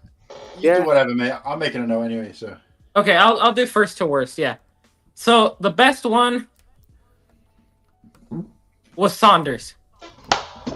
You know, he got us going about Speed Champions, you know? And do you know what? I appreciate him for something. He called out one of the flaws of his theme. He complained about the price, and he rebutted it with saying it would go on sale. You know, so absolute kudos to that. And then, you know, great pitch, you know. I really think he got everyone going. Everyone, you know, was really liking it. Was really liking the pitch. So yeah. In second place, we have, oh man, I don't even know who to go with here. Oh boy. I'm gonna give it to Slurpee. So, nice. Yeah, Nice. You know, Slurpee was kind of funny. You know, there were some points where he was like kind of basic. He was acknowledging that it was kind of basic bitch, all things considered, but it was funny. But he acknowledged like it's Lego's roots. You know, City. You know, it's a solid theme. It's there for, you know, every new generation. You know, and I think Slurpee, you know, really kind of, you know, I don't know. I really enjoyed his pitch. A lot of what he had to say. Oh, thanks, man. Yeah. Now, is everyone ready? Whittaky, I don't think you're ready to hear third place. No, he's clocked off. No, I'm here. Okay. In third place, we have Whittaky. You know? Yes. Honestly, what a solid performance. Like, honestly, he was so brief. Again, his was really short, really compact, but, you know, again, you could tell he had all of the sets there, which I really appreciated. And he really pointed out, you know, the great things in each of those sets. You know, they all look great. You know, say what you will about the movie. I don't even remember it, since I probably haven't seen it since it, like, came out and I was, like, 3. But anyway. But, you know, I think he did a great job. You know, massive props for the short video and him, you know, painting himself blue. So yeah, massive props to that. So yeah, very well done there. Thank you. Okay, and then second place, I have to go with, oh man, okay. I have to go with Brick Dynasty. You know, just like everyone else, he cooked it in this performance, you know, and pitching in the pitch. And, you know, Monkey Kid sets, they do look pretty great, you know. Monkey Kid is a great theme. It's not Ninjago, but it's a great theme. And I think he last minute he had to switch, and he did well. You know, again, unprepared, had to switch. I mean, I guess all of us were unprepared, but still, You know, he really did well. And in last place, you know, last and I guess you could say least, but still great, is Cool Han Luke Bricks. You know, he did really well. But it's just factually, it's just with Mario, you're not gonna win. It's just Mario. It's such a bad theme, honestly. That like, you know, honestly, he did a really admirable job for pitching a bad theme. But you know, there still has to be a last place, so I have to give it to Cool Han Luke Bricks. But everyone did absolutely wonderful. I'm just glad that I didn't do the scoring from like 4 to 0 because then there would have been no points on the board. Only Saunders gave you second place. Oh yeah, of course, yeah. But no, yeah. Anyway, okay, yeah, nice one, mate. Thank you, Ken. So this is actually a little harder than I thought. I thought it was easier right at the beginning, but hearing everybody kind of changed me a little bit here. So I think I go Avatar number 1 because the pitch was so good. He had to break things with the excitement. It's like, yeah, God. I've got to get the instructions out and fix all that tomorrow. Yeah. That's impressive. Number 2, I get 4, I guess. I got to go Speed Champs. Creating a community reaction. That's pretty impressive. Yes. 3, go with City, because it was a great reminder that at the core of Lego is City, and all things serve the beam, right? So I love that. It was a good reminder. You know, it's a lot of us, we all get caught up in our own little spots and kind of forget that the City is kind of the root of it, right? The next 2 are tough because of 2 specific things. I got to see Under Ryu's Jaw, which was sad because I do actually appreciate that $15 set with 3 minifigures. Yeah. It's already great value. Yeah, for sure. But it's a hard sell when you show the worst part of the set. That bummed me out. It's also one of my favorite themes, so hard to say bad things there. And Mario getting the best sets, not even mentioned. Sad stuff. So I don't know, guys. It's a coin toss.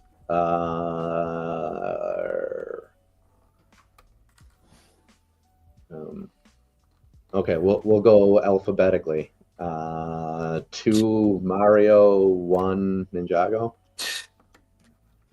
Oh, come on! Don't do alphabetically. Be honest. Well, actually, if I really don't know. I don't want to put anybody at the bottom, but yeah, let's stick with that. Yeah, because I was made to like Mario a little bit more. So yeah, I think we'll stick with that. But all in all, I mean, this was awesome. I appreciate all you guys, all your pitches. It was fun. It's been fun. Sure. I'm just calculating out the points now, so give me a sec. At the end of the day, this I know is who got last place. All for fun. It's just, you know, because we all want Star Wars, obviously, to win. Yeah. So. I still wanted Ninjago to win. Yeah. Well, there's always one in there. Two. Hey, Papa Rex shot There's 2 in my family. Highest level of difficulty trying to drag Mario up out of the dragon. I agree. Yeah. Did I see you later, Nimble? He's away to bed. Ta-ra! I was going to choose. I wondered if you would have been better off if you'd done Sonic sets instead. You would have been way better off. I don't know anything. I don't know anything about Sonic at all. Not even the games. Maybe we all should have pitched like a terrible theme. Well, that's pretty close. Yeah, Galador from like the fucking 90s. Oh yeah, I have a Galador set. It's so bad. Oh my god. Gabby's Dollhouse. Gabby's Dollhouse beats Galador somehow. I was gonna jokingly put down because it is a theme is like Lego gear. You know, all your school bags, your watches, and flip flops. Like, as it's in the thumbnail. I still think you would have beat Lego Mario. People think it's a hot take, but yeah, Friends. Really? Friends is great. Yeah, see, some people do like him. Yeah. Not for me. Right, who's ready? Yeah. Should we start with last place here? Yeah, I can start with last place, and I'd love to be able to throw something up on our scoreboard, but we don't do anything cool like that around here. So, well, at least the Cool Hank side doesn't anyway. But so going backwards from last place is unfortunately Mario on 7 points. Was it a surprise? Probably not. But look, I was fighting a losing battle, but I do genuinely believe that Lego's done a half a good job of trying to do something different. So I'll just say that my dying breath. 7 points. Coming up very, very close behind with only a 2-point difference was Ninjago, which really surprised me because I expected it to be higher. It's just people hated me. No. Nobody hates you. No, we don't do hate here, mate. No. I thought you brought a lot to the table in terms. Look, you've always ridden for Ninjago. Mm-hmm. I don't think it's about that. I just think with Ninjago, there's 2 echelons to it. Some of the sets can be amazing, but some can be awful. And I just think people remember the negative over the positive generally. So, but yeah, some of those sets you showed me look fantastic, 10 out of 10. Others you showed me are a 1 out of 10. Like I would I would use them for nothing but spare parts. I wouldn't even build it the first time. So that's what many people would say about Star Wars sets and Mario sets. And look, you'd be right, but problem is with Ninjago, the consistency just isn't there. But anyway, that's just Mario. Star Wars has and Mario have way worse consistency.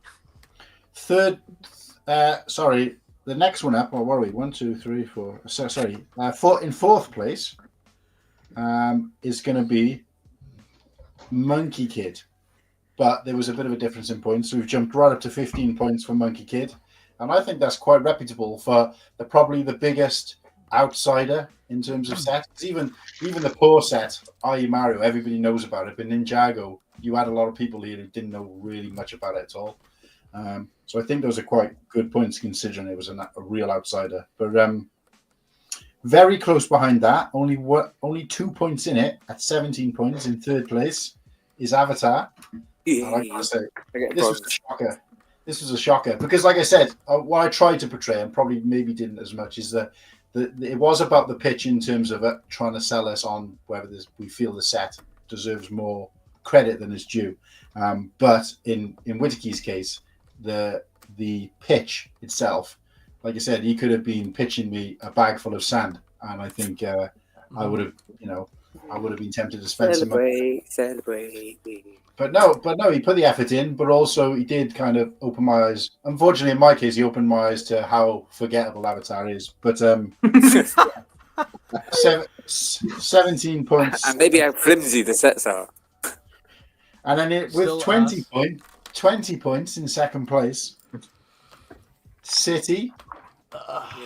Well, I gotta say, I was disappointed in that because I obviously wanted City to be number 1. I think Slurpee did a good job both in his little ad and in his pitch. But overall, I can't understand why people don't gravitate towards that more. But of course, it's a what we call a pillar of the Lego community, isn't it? It's kind of built into the stonework. So it's always there. Yeah. It's just about I think your pitch was more about reminding us why it's so good, and obviously you did a good job of that. So, but yeah, first place, and this really surprised me. But I gotta say, and for me, it's the weirdest because it's the one I'd least consider, but a deserved winner nonetheless. Obviously, a great pitch, and like I said, everybody said the same thing. Brought the chat alive because people were just like, definitely an outsider. Yeah, I'm obviously the only person who doesn't have any respect for cars, but yeah, Speed Champions won with a 22 points and full. He lost by Slurpee lost by 1 point. No, it was 20 and 22. Sorry. Oh, okay. 2 points. Well, if my maths is correct, I'm pretty sure. Yeah, he had 3 lots of 5, so that was almost a landslide victory. So yeah, that concludes it for us. Great job, guys. But look, I'm Well, conscious of time. I'd like to finish before 4:00. Is this the longest Brick Dynasty show you've done? Yeah. Yes. Yep. Sure. Yeah. And I apologize. Yeah. The girls are waiting to come home until I get off of this. Well, I do apologize, guys. I should have come with a precursor, really, that we do go long. But I told them ahead of time. and the thing is, if you trimmed out all my talking, it was probably a 20-minute episode. So Is this one of the longest you guys had, or you guys have a longer? No. we've gone over. We've had 4-hour ones, yeah. Oh my god. But only up to it kind of just time 4 flies. 4 hours 13. It just Sorry, flies but- by the time too. Yeah. Sure. Yeah. But look, structurally, I think it was pretty good. I'm glad we didn't try to put too many topics in, because I think that topic kind of did quite well. But no, I appreciate you guys giving up your time, especially considering for you guys you're giving up the middle of the day. For us, it's evening, so it's not as poignant kind of thing. But no, I really appreciate it, and thanks for doing the. I'm fully aware of the fact that it felt more like you were guests on the show. That's why I was keen to have it on your kind of background and everything, because obviously it reminds people that that's not the case. But I can promise you, if we can ever carve out some time to come on your show and do another, whether we do it as guests, I'm not bothered either way, guests, or whether we do another one, but in your normal time slot, I will shut up. So when is your show, guys? I'll let you take the lead. They're Brick Dynasty. So Wednesdays. Wednesdays at what time? 6 p.m. our time. Oh, yep. There you go. Pacific time? Yeah. Okay. Yep. Every week. So I think on the off chance that there's one person lurking that's not subbed at this point, they should do that, because I don't think that's been mentioned since first 15 minutes. Yeah, we're terrible at doing that. I didn't forgot to put the scroll on as well. Sorry, Ken. Yeah, that's all right. I didn't want it to feel as if it was taking over the whole thing, but I completely forgot to put that scrolling message on. But guys, I think we definitely done our best to sell each other in terms of shows, and I'd love to be able to do something like this again, whether it be your slot, our slot, or we do something else. There is talk on the horizon of us doing a hangout stream, because we've done a couple. They've been for charitable causes, but there's talk of us doing a charitable stream, and it won't be on probably not on my channel. I think me and Austin have been talking about doing, and just doing like an 8-hour special where we just do nothing but just get people on, just talk, just hang out, mess about. I'll be there. Shoot the breeze, just to fulfill the appetites of people who just want to sit and watch and tune in and out, and also to fill the appetites of people like ourselves who like to come on and talk nonsense about anything without limitations. So that's the plan. No date set in stone, but we'll obviously let you guys know, and hopefully everybody here and more can be on there. But Avatar equals a bag of sand. Hey, I came third. Yeah. Paparax is just subbed, so there's your one. Hey, awesome. Thank you. I do encourage you guys to go over and check out Brick Dynasty.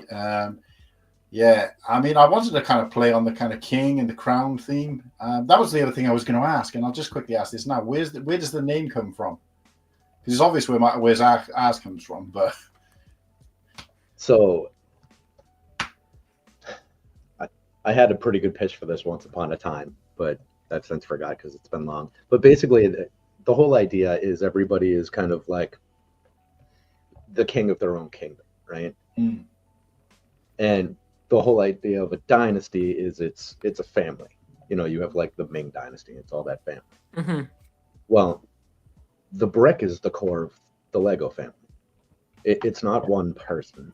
It's not one like actual family. It's the family is the brick. It's what keeps all of us together. And really, there's so many Castle fans out there. Dynasty gave us an excuse to use a crown. Yeah. Oh, that's a good point. Yeah. So I really wish that we'd come up with a really cool name for the show earlier on, and not It's just cool. named it after one of the people. Because the logo I use just says my name as well, so we haven't even got something that says "Cool Hang Luke." And I don't know. It feels a bit kind of, I don't know. I really wish we'd come up with a cool We name. can play around with it. We could rename like bands after 10, 20 Yeah. years. They just I'm just worried that we might lose 1,000 followers if we do a rebranding. So. I really like the Brick Dynasty logo with the crown and the dragon, because I was gonna do my pitch on space, but I love the Lego space logo with the. Oh yes. And, Oh yeah, yes. like that logo there. I really like it, and I'm wondering, did you inspect that yourself, or is it? Derek, one of the guys on our team, put that together. Yeah, no, it's a really cool one. So what is your channel like? Is it just the two of you guys?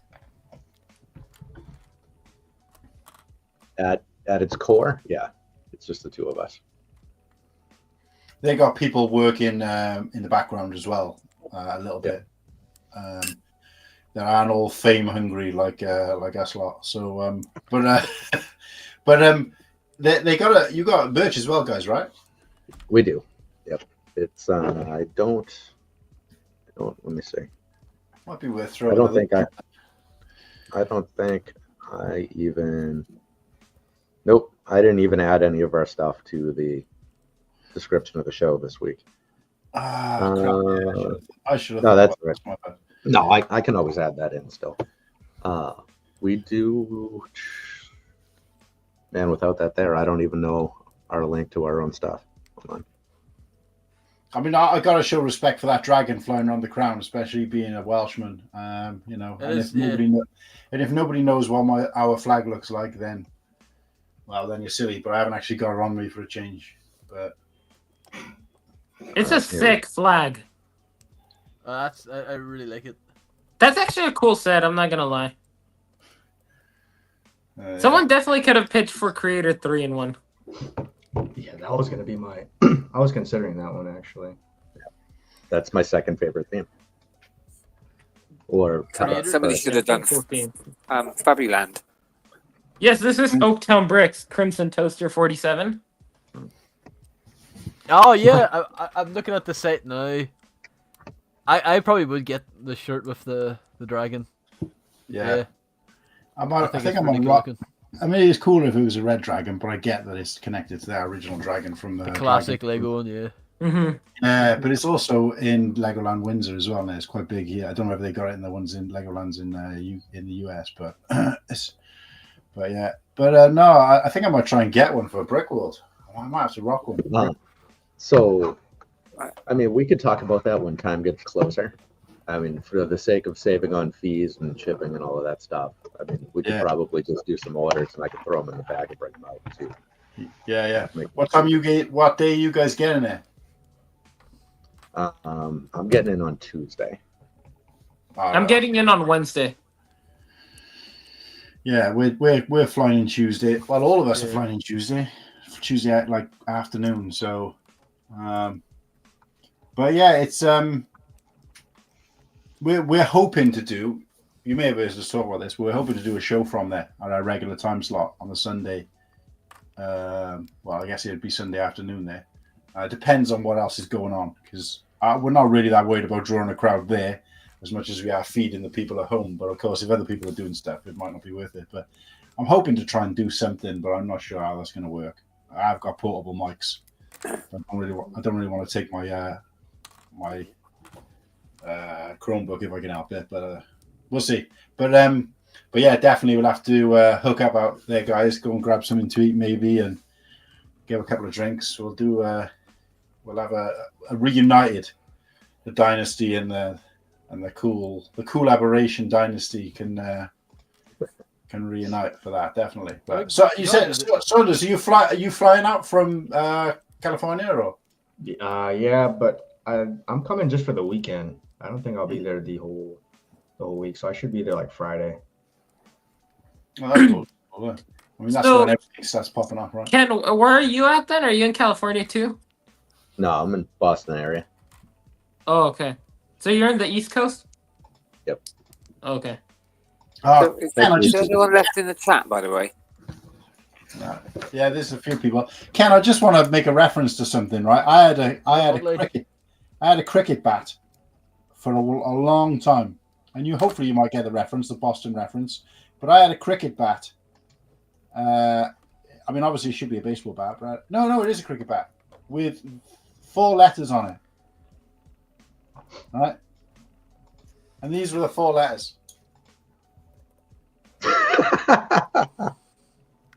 Yeah. I mean, I know we've dropped a couple of bombs here and there, but we should have established beforehand what the kind of parent level is for your show, especially considering the time there and here. But so apologies to anybody who may have offended with the odd. But no, there's a movie that this makes reference to, and I remember seeing it on the bat and thinking, what the hell does that mean? But when you say it it's almost like saying beer can, as in a can of beer, and then saying beer can in a Jamaican accent. Or that's how you say bacon in a Jamaican accent, right? So it's beer can. Beer can sandwich. But this is, if you say this in a Boston accent. Yeah. Yep. Fuck you. Yep. Oh. There's a whole lot. What of that movie around. did you see it in? I can't remember, but I know it was Ben Affleck who had the base. Okay, was it Good Will Hunting? No. Right. Way before that. No, not way before that, but a few years before that. He plays like the bully, and isn't it like no, it's a TV show, isn't it? Is it the TV show about freaks and geeks? Is it that? I might be wrong. I can't. Cheers. Cheers. Well, that's in Boston. Yeah, they would not have used that in Cheers, though.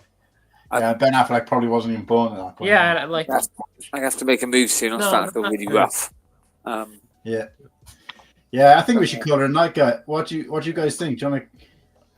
But I just want to mention, obviously next week's the first of the month, isn't it? So, Yep.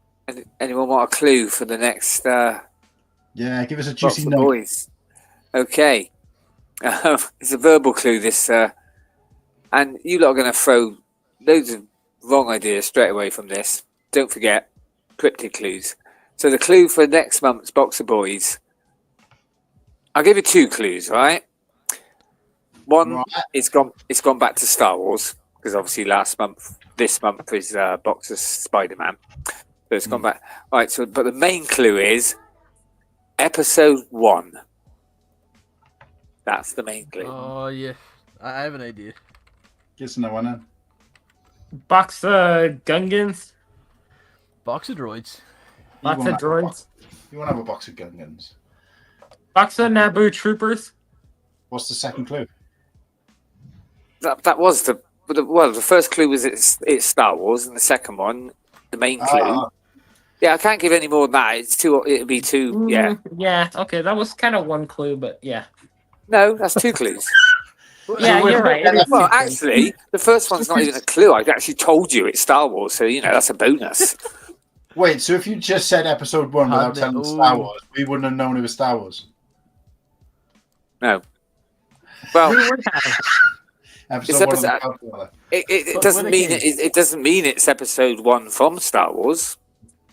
Okay. Winicky, before Yeah. we head out, you said you had a funny weekly pickup story.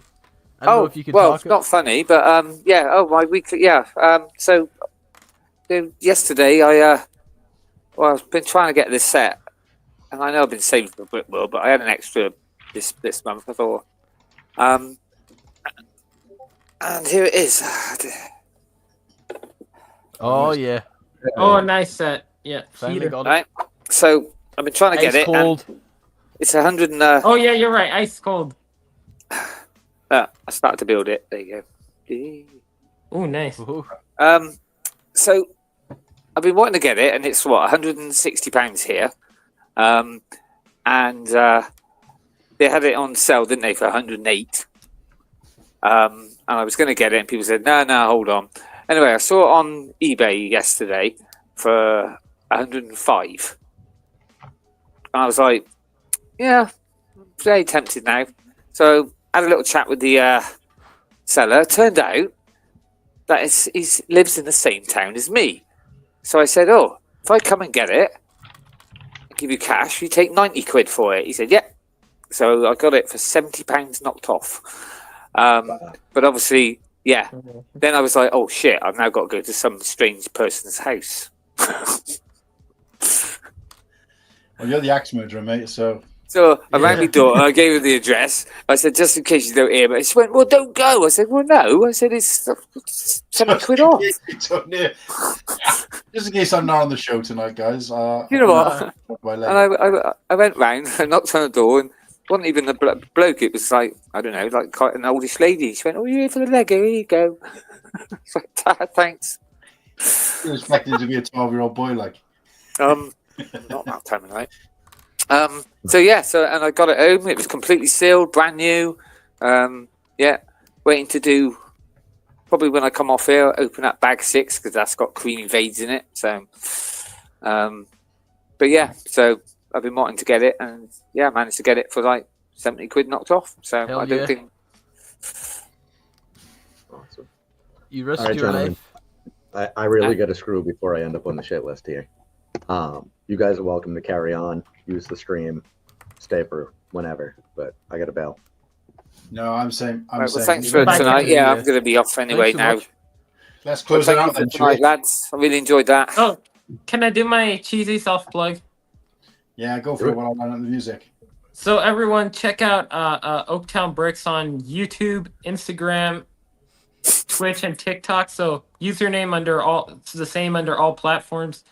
And obviously like and subscribe and share and comment and all that good stuff. And do the same thing with all of these great people in the panel, like Ken Brick Dynasty and Cool Handlick Bricks and Whittaky and Slurpee and Saunders. Saunders, do you have a different handle? I'm just on Twitter. Okay. Yeah. I'm not on Twitter. I don't think a lot of people are, but yeah, I'm just on Yeah, Twitter. no.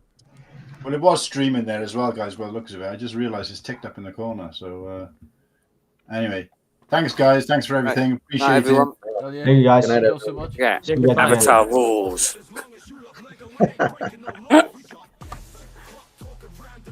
Good night, guys. All the best. Good night. Goodbye. Goodbye. Nice one, mate. Take care. Cheers. Thank you, guys. Thank you. Ta-da.